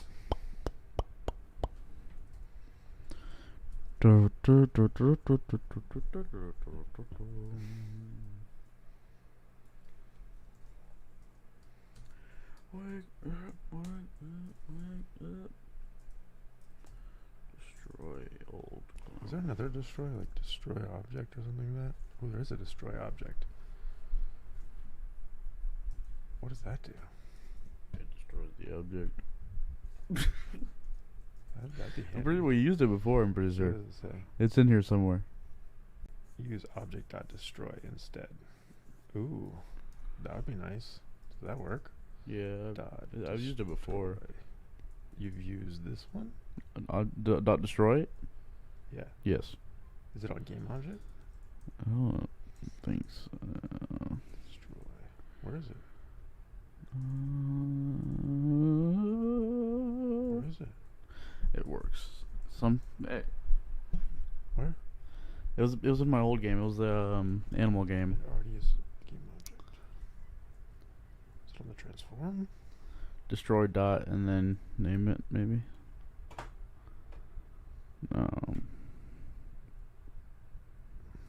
Yeah, destroy dot old player clone maybe, because it's destroy dot. Yeah, right.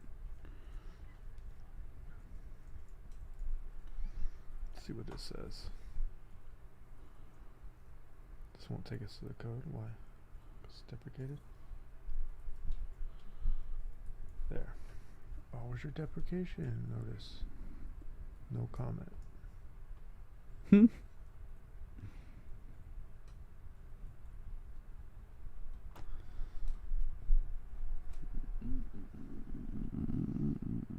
This says object.destroy object is obsolete. Use object.destroy. So the first object isn't actually a thing.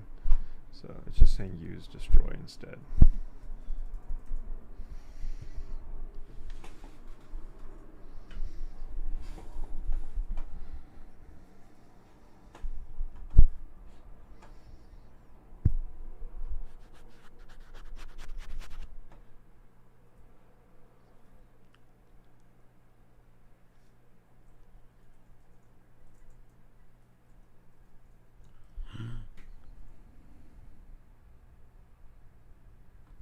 He's not destroyed.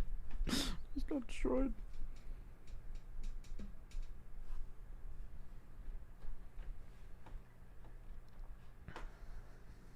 Didn't create the new one either, huh? Mm.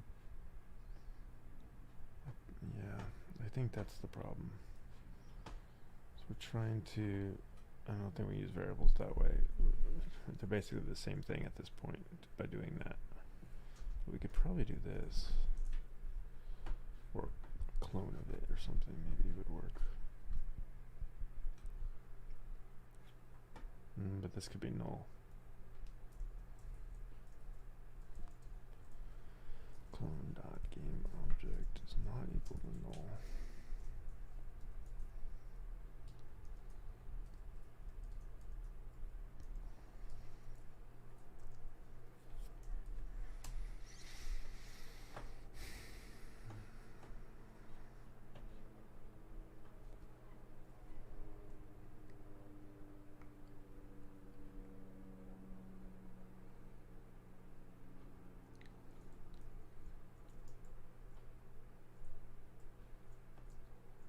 Okay, just deleted him right away. Interesting. Okay. Well, at least it deleted it. It's better than what it was doing before, right? Doing nothing. Come on. Alright, so now we're saying... we want to delete... Yeah, I think it's because it's the same. It's got to be a clone of this. Yeah, that's not going to work. I thought it would, but it won't.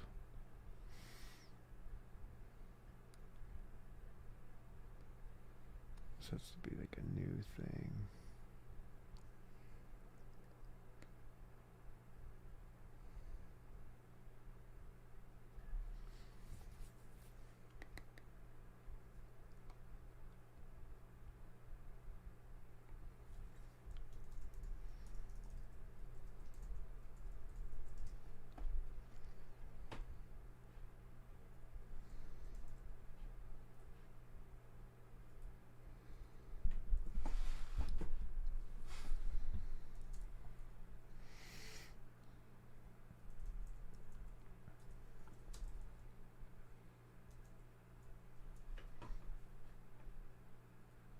We don't really need a reference to player.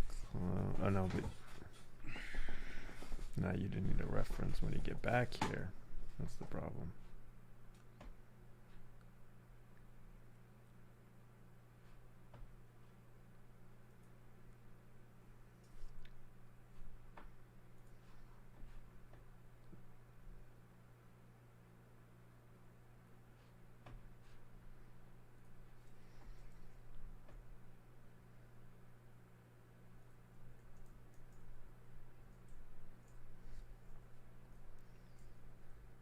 It's not working.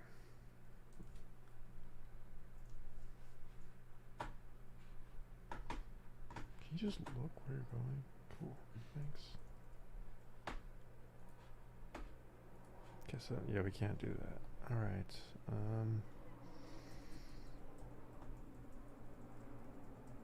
Why doesn't find by tag work?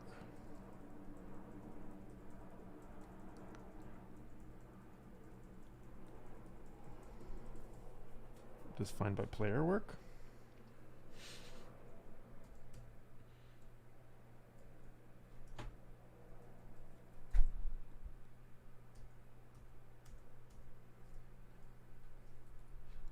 What is our tag? Is it player? Mm-hmm.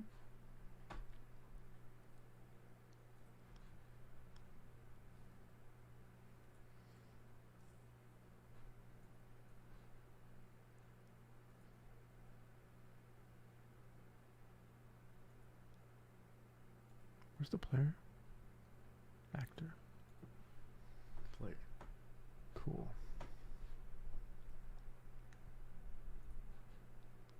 It's probably something really dumb.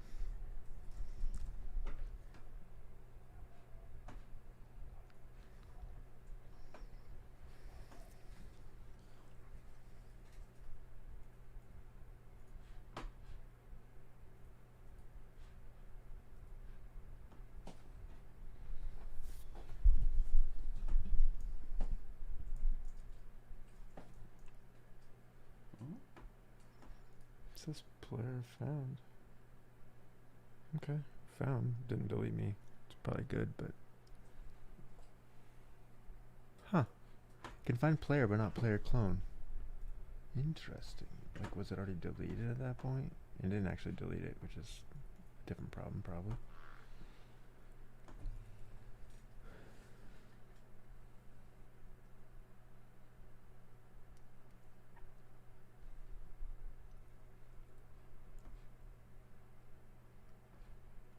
What if we try to add a tag to it, like clone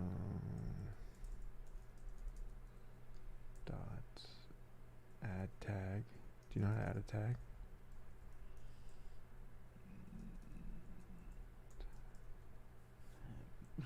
Compare tag? Equals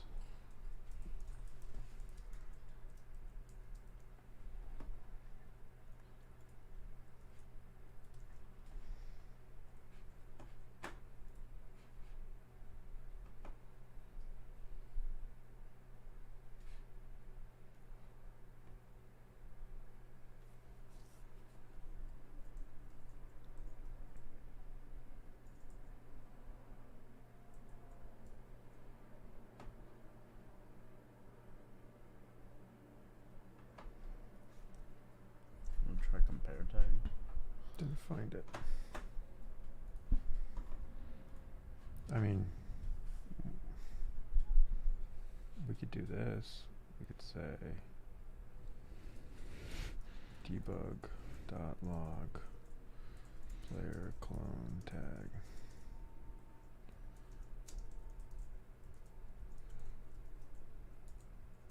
See what his tag is.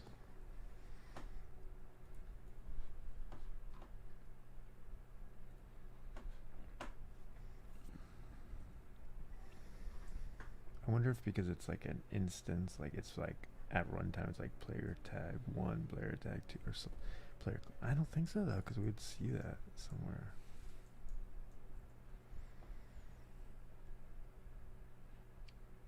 Aha, see, player tag is player clone. So player clone is the main. What? I don't get it. No. His tag is what we think it is. Okay. It's just not deleting. It's not finding it when we use find by tag, but it finds the player by that tag. Why? If we did a find by objects right after we created it.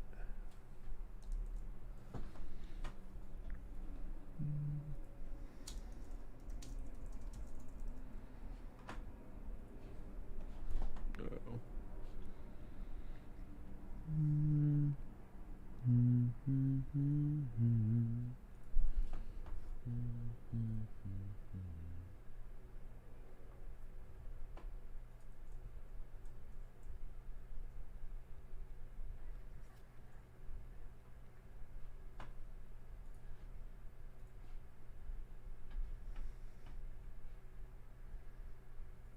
Aha. So it finds it right after creation and just loses it. Yes.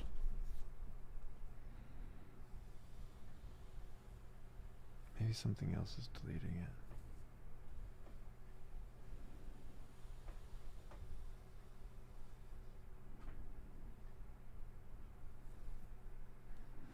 Who else could be deleting it though? We got rid of the deletion that happens here, or not here.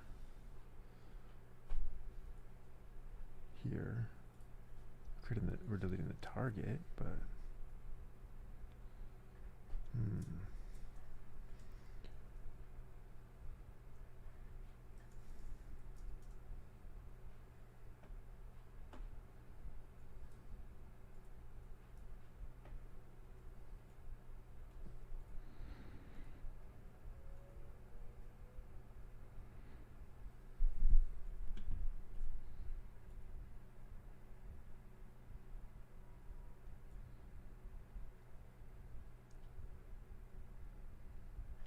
player position managers on teardown is being destroyed.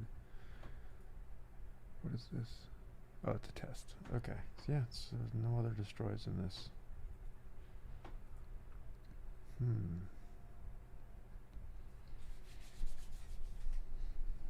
What if we kept a reference to this guy?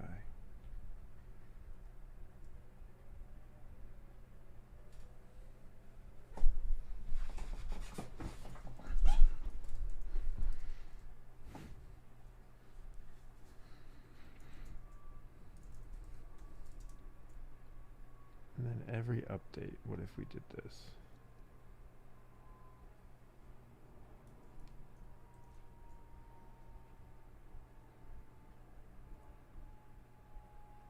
Is there an update? No update.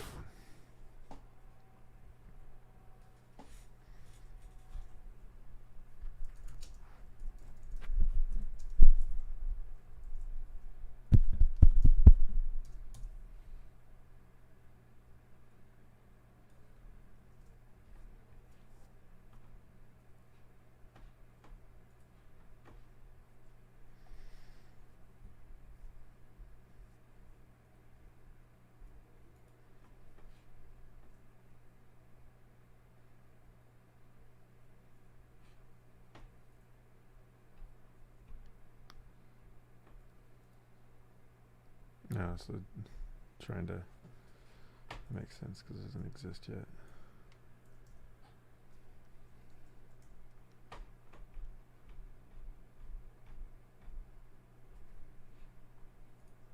Okay, so it finds it.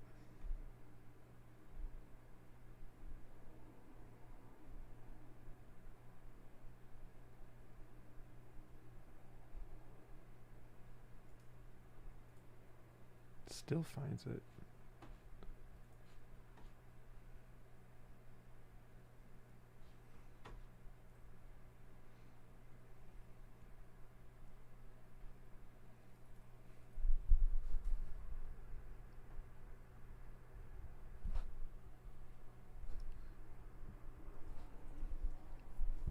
This is called on the trigger. I wonder if that matters. If other tag equals player.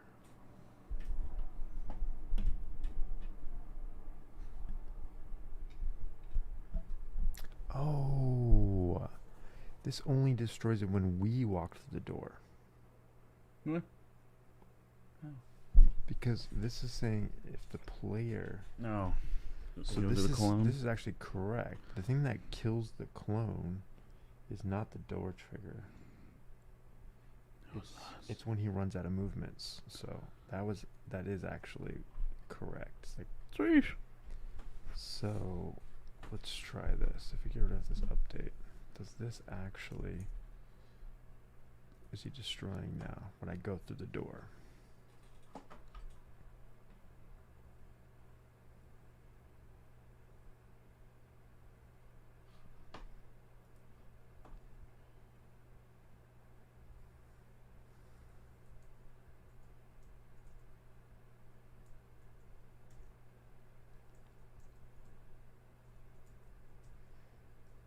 Let me get to the door. Boom. He didn't get destroyed. Said 0 found? What? Player clones found 0. Player clones found 1.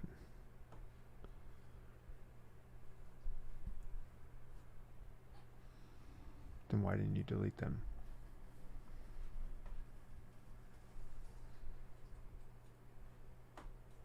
Destroying player clone. Destroying game module immediately is not permitted during physics trigger animation callbacks on validate. You must destroy instead. Okay, so I just changes back to destroy. Okay, so that actually makes sense then. Let's see if it destroys the right one though.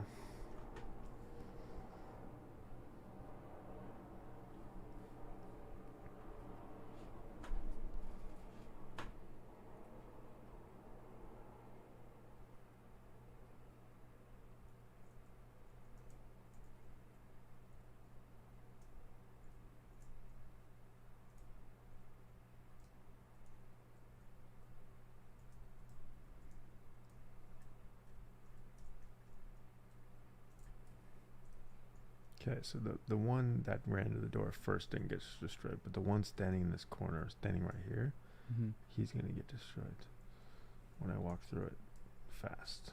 So let me walk through it fast. Well, once he's in the corner, I'll walk through it. Okay, I'm going to walk through it. Alright, so he's no longer in the corner. Okay, so that's working as expected. In fact, the other one even got deleted that time.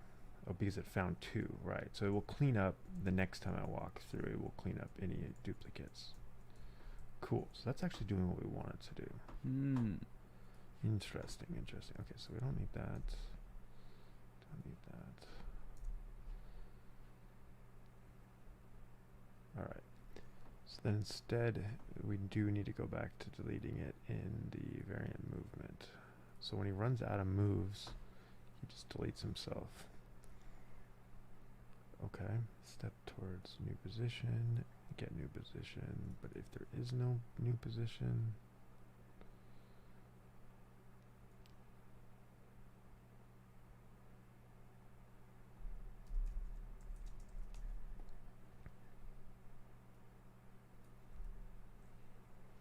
Oh, but it is going to return back something. That's the problem. It doesn't return back null anymore. Oh, but it tried to delete itself, so... Oh, but then this can't return because it deleted itself. I mean, it's not currently deleting itself, but when it does...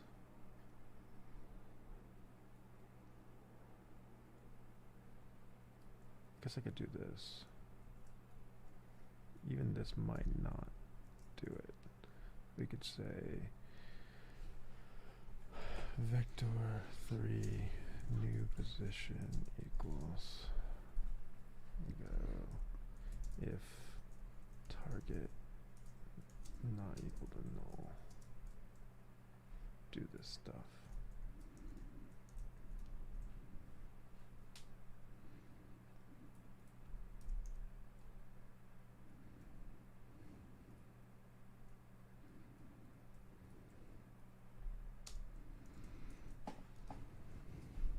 Okay, so that's a little better than... Alright, but if you try to get a new position, it's not there, go ahead and destroy the target, destroy the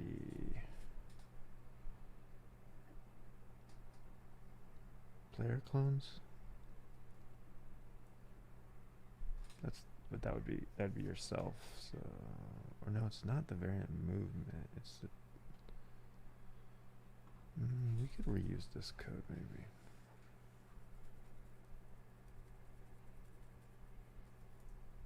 Do we have... No, door trigger.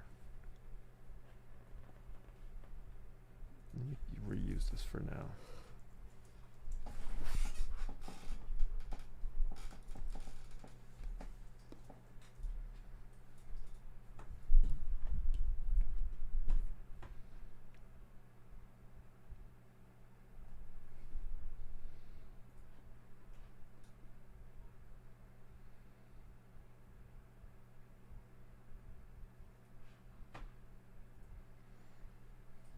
Probably move that destroy clone somewhere else, but for now,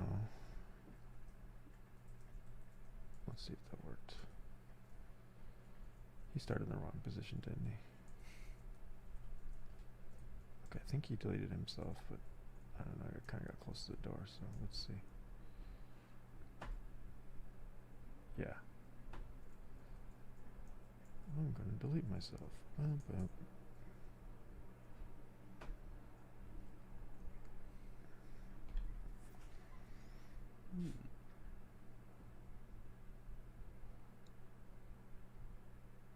Perfect.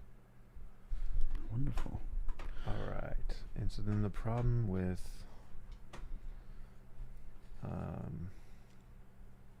start position, is it start transfer position equals new position?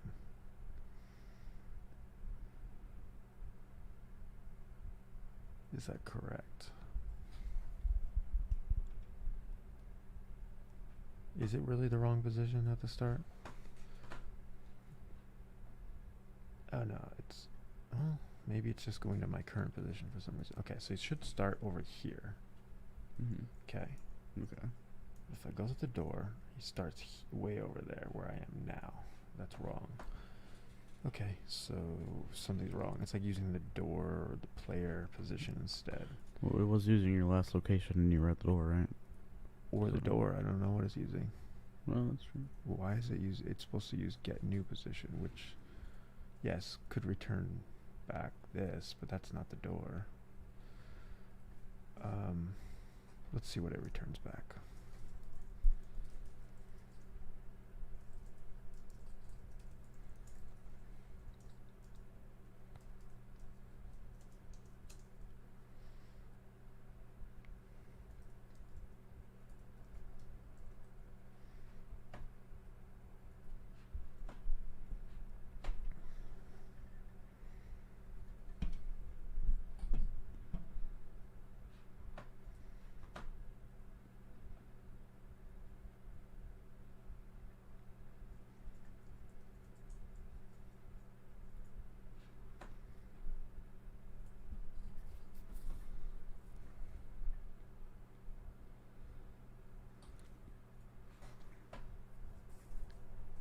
-6, 0. So that's my position. Where's the door trigger? Door triggers -6, 1. It could be relative, maybe. What about the target? See, again, we don't know where the target is, right? Hmm? Should be, yeah, it's over there. So it's going to the target, but it's spawning close to the door trigger. Why? Was it because I moved too fast? Let me not move. Let's clear logs. Let's clear logs here, okay? Let me just stand there.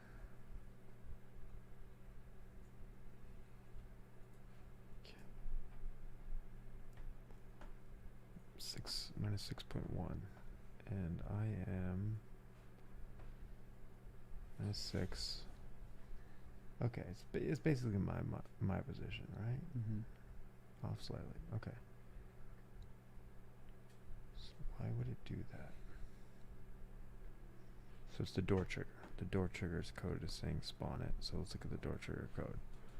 Door trigger code says on trigger enter, create a new player, starting position 000, travel to time, starting position, destroy planets, destroy player clones, create new player clone, starting position. Okay, so it creates it at 000 supposedly. But the very first thing this tries to do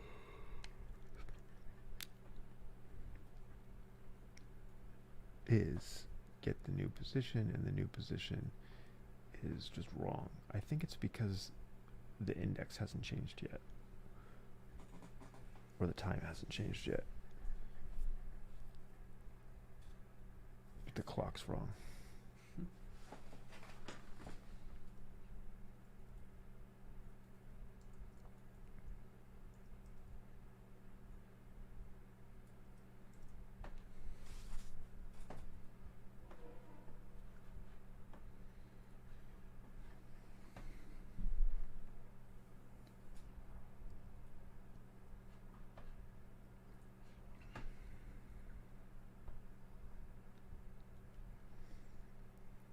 Okay, 728, 01, 02, 03, 04, 05, 06, whatever.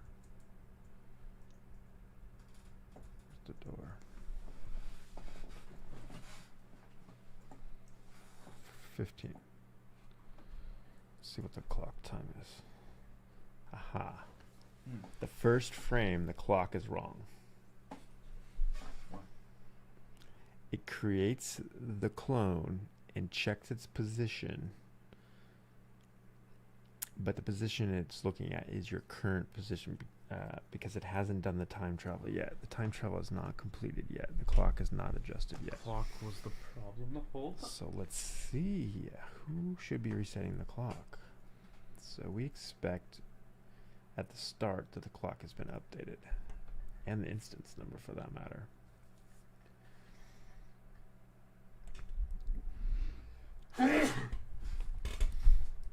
Where's the clock? Let's look at the clock. Who resets the clock? Change time.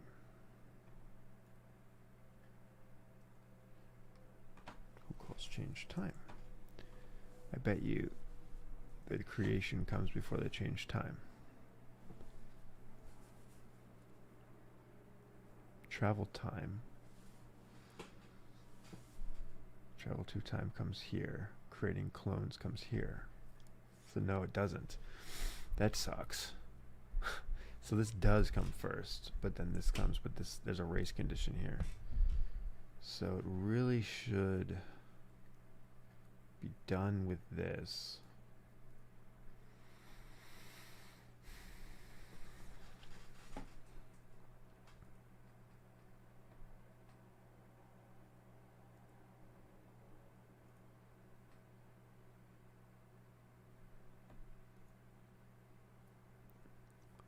We could pass in the new time with it, maybe. Create new player clone, instantiates it, sets the clock. Ooh, but the clock should be updated. That's... maybe it should be like a new clock or something like that.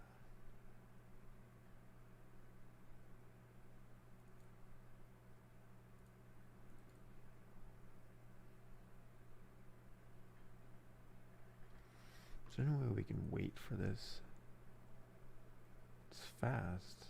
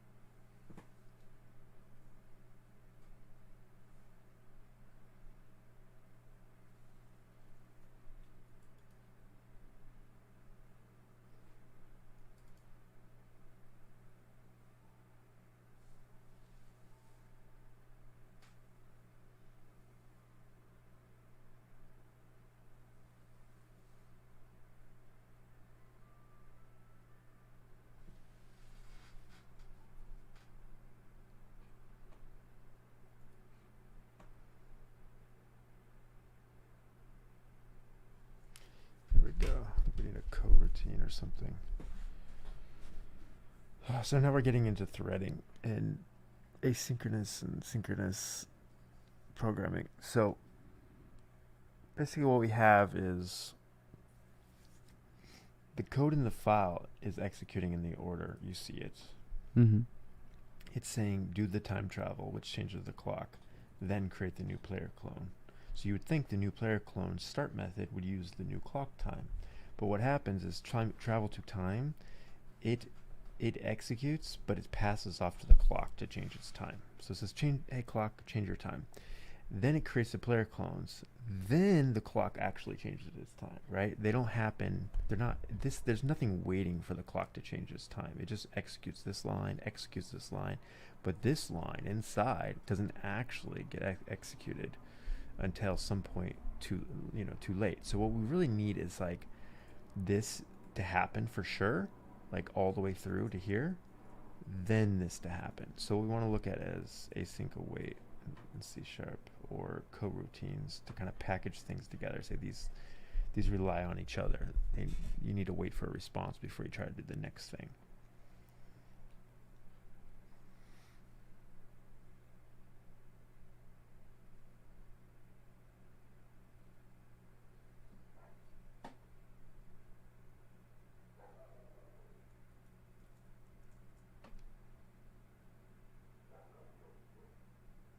Maybe to start coroutine will work?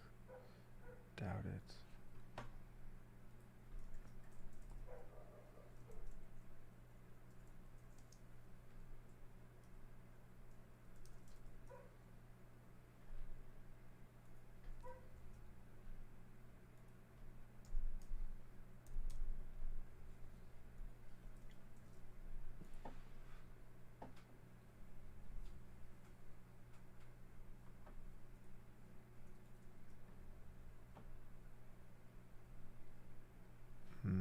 How do you pass the parameters?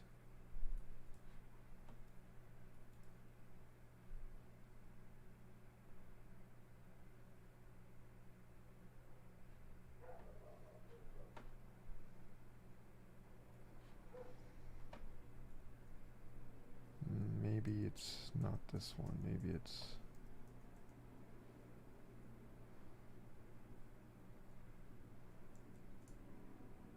this one.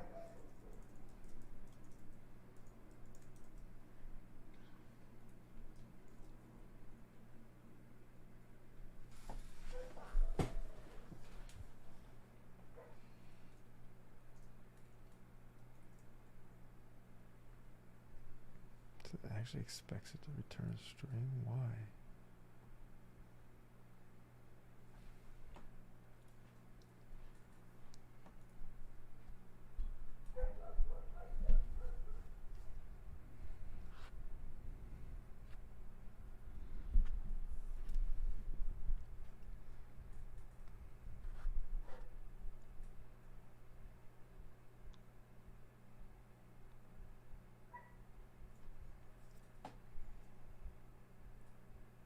Wait.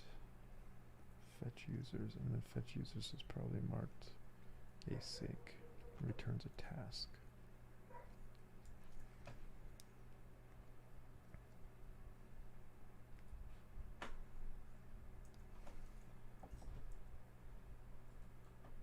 So we could try that by doing this. There we go. Okay, this is async. Async task, async.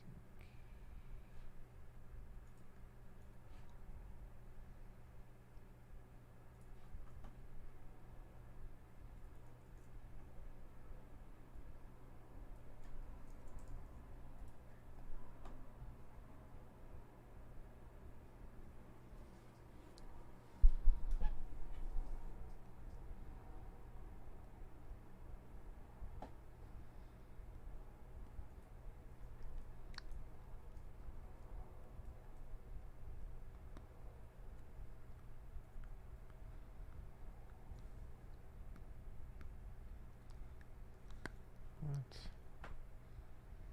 Can't have a void.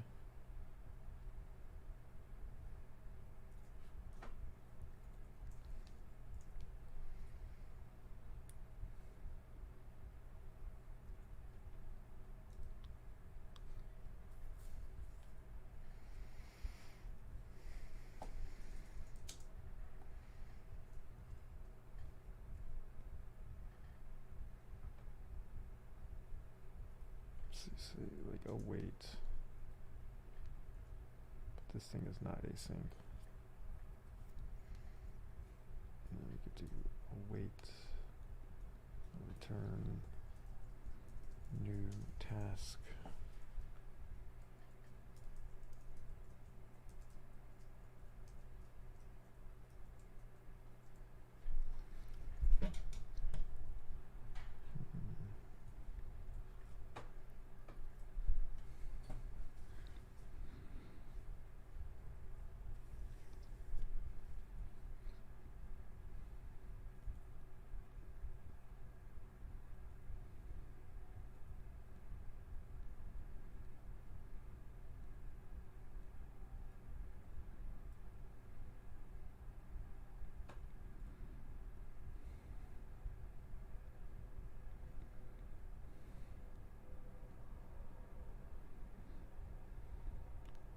Task dot when all.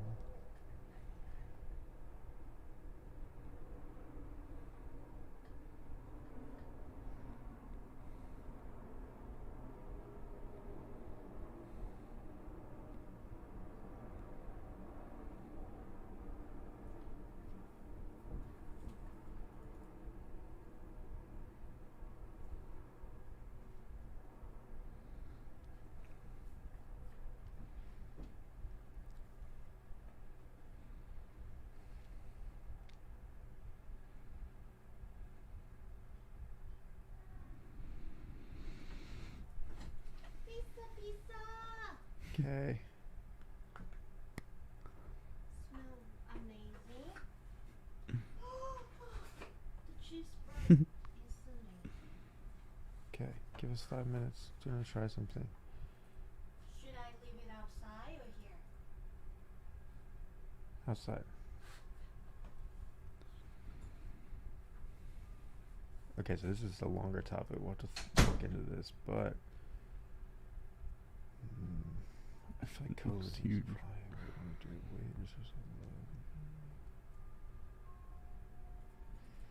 Tasks and coroutines.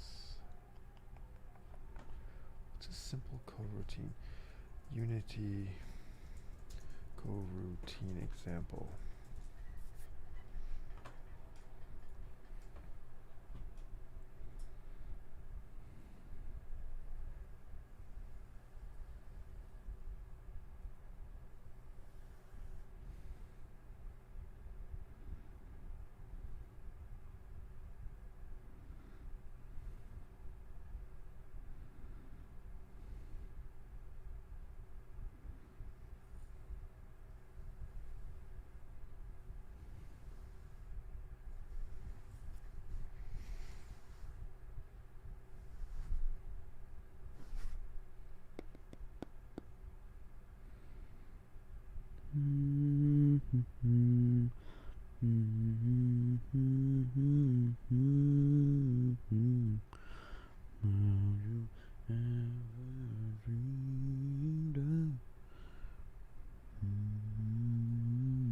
We could just do this hack for now until we figure out a better.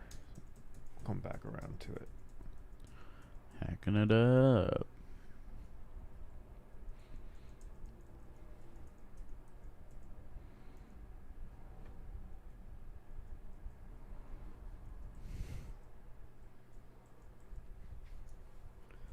But yeah, basically we can say something like this. Just know what that is. Import it. Then we can use it like this.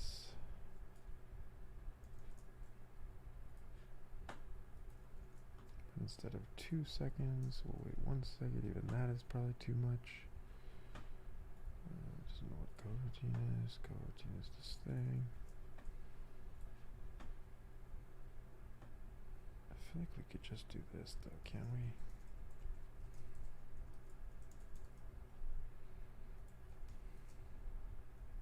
Great.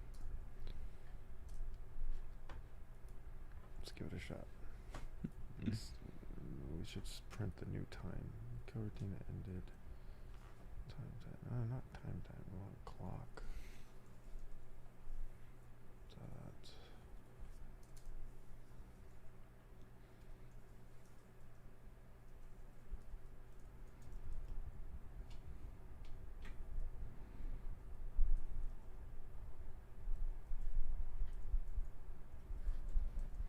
How do you get the time off the clock? Time. Is that not public?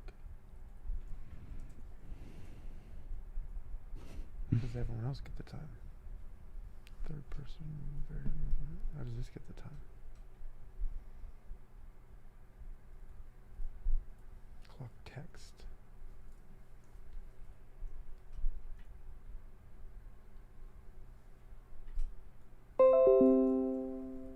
Exactly.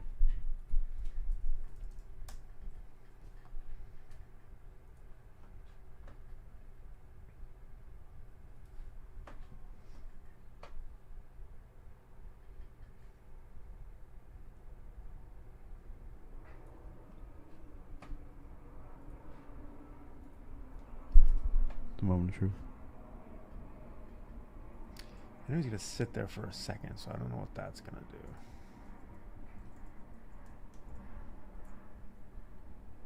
Yeah, looks like you got created in the wrong direction, right? Yep, still. Bruh.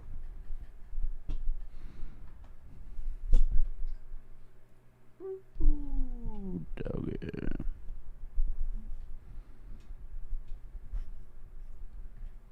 Can't read these logs. Let's get rid of the other one.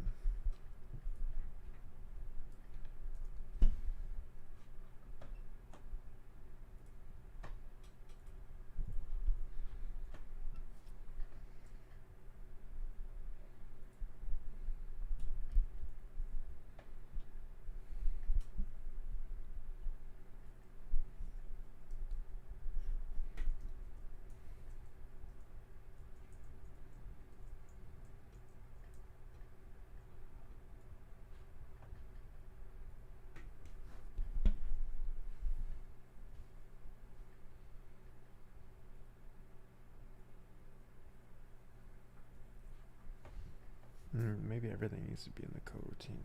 That's probably the problem. Create position target. Okay, so let's go back to door trigger. Put everything in here.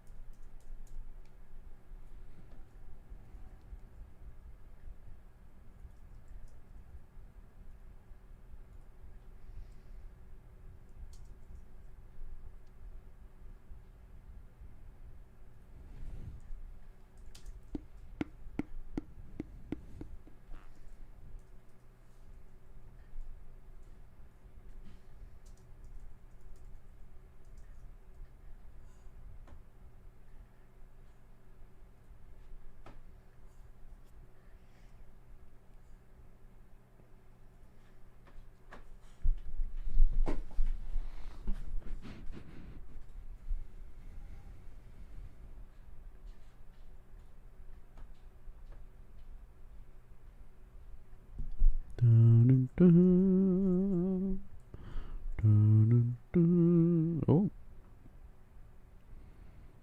Oh. Yeah, so you got created 1 second. See how it's 28? He actually doesn't get created until a second later. Dang. Why was he over there? Oh, Was that the man. starting position at that time? Might have been.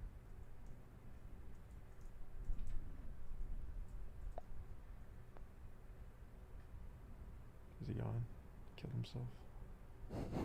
Take the game off.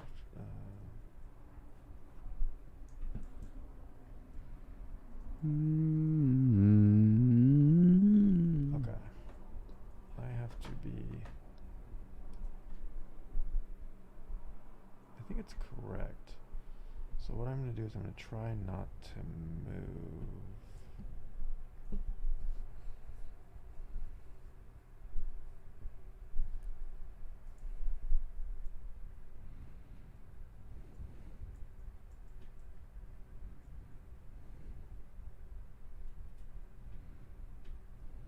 Yeah, he's going to where I was at that time.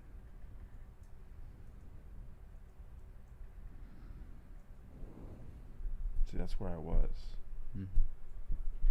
which is correct. I started at the door, so he should start at the door this time. Watch. If I waited long enough. I don't know if I waited long enough. Okay, so I'll stay at the door. So he should spawn here. Oh, now I restarted.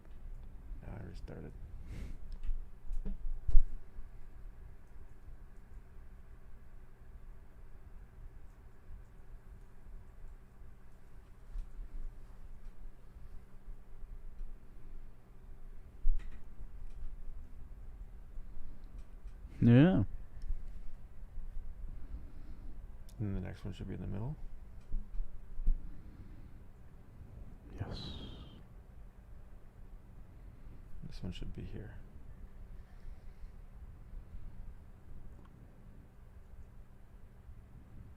Yep. Okay, it's just coming in 1 second late. But that's because of the hack, but we can fix that later. So let's rename this to something like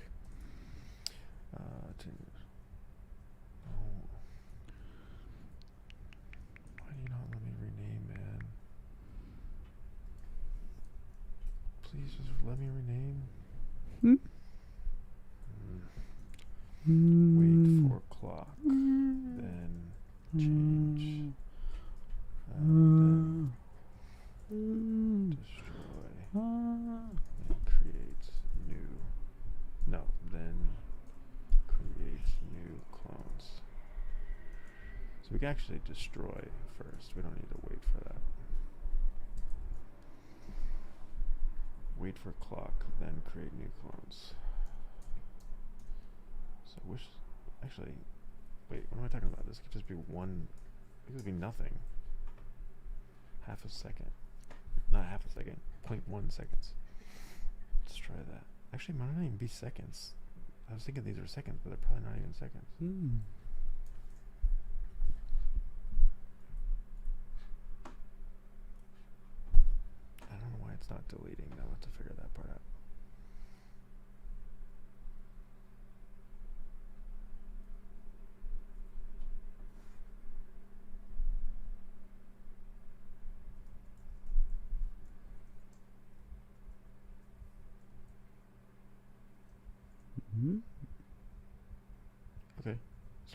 right now?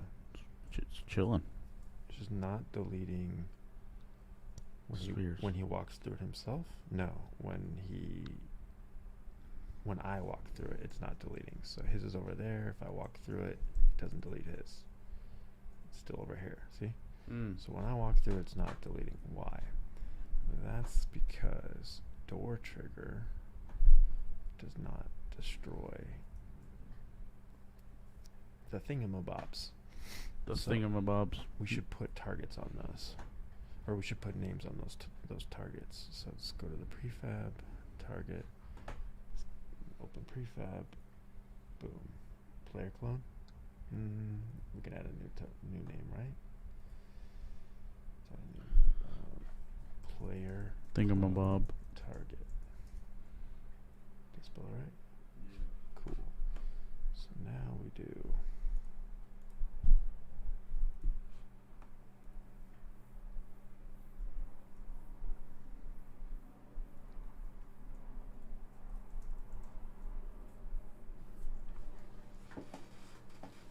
Player clone targets.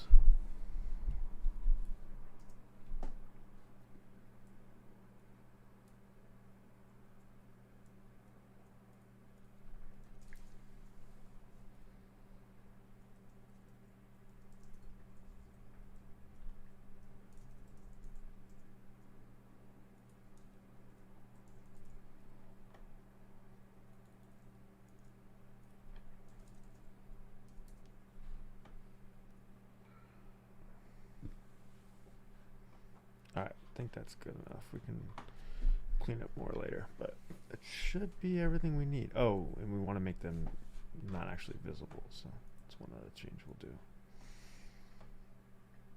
And then we'll be done.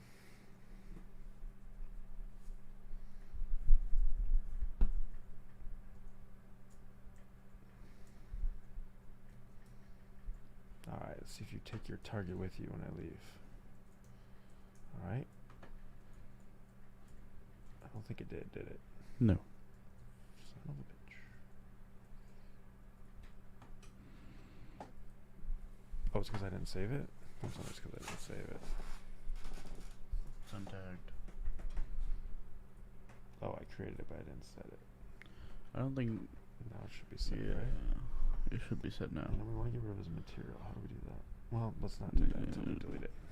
It'd be the mesh, right?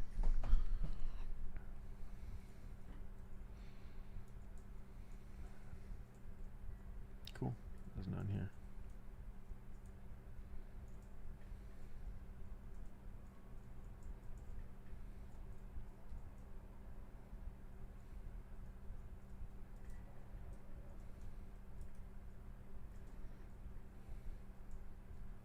Boom.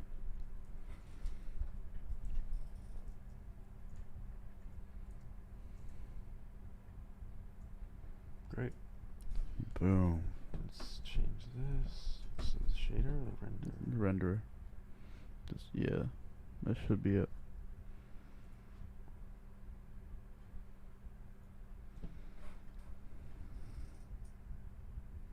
I feel like it doesn't need a mesh either. It's a transformer at this point.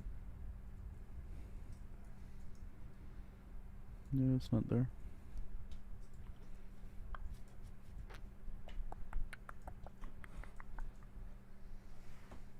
Maybe what we should do is deactivate it, because you may want to debug it, right? So if we leave it on but not active, what does that look like? Just same thing. Let's do that then. Yeah. So if you ever want to debug, you can just stop and turn it on. Yeah, that's not really going to work unless till the next one spawns, probably. Yeah, but still, it's pretty good. Boom, shakalaka. All right, I'm happy with our progress. How long have I needed that feature? A long time, right? Yeah. So let's push our changes. Push 'em. Push it. Push it real good. So this is movement, variant movement. Push it real good. Push it. Push it real good. That's a good song.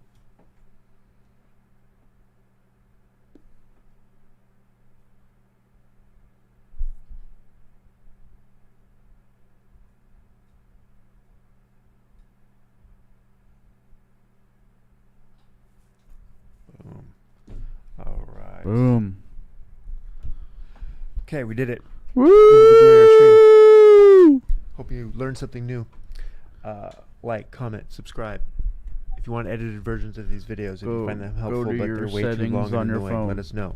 Yeah. Go to your settings on your phone and turn on notifications. If you like how we talk over each other and you can't hear anything while we're both talking at the same time, and then he's laughing No, and I'm bro, trying to you talk. go and to then your he's laughing, YouTube settings and you talk turn the both of us. We have two mics, notifications really on. good mics, so very You clear, go to clear your sounds general when settings we're both talking, and so go you into can't really hear it, notification. but, You go under YouTube. So just go on the there. settings, but don't do it. No, do you what I can't said, go to okay? the settings. Do It what I has said. to be the I said to go- general do settings. what I It said. just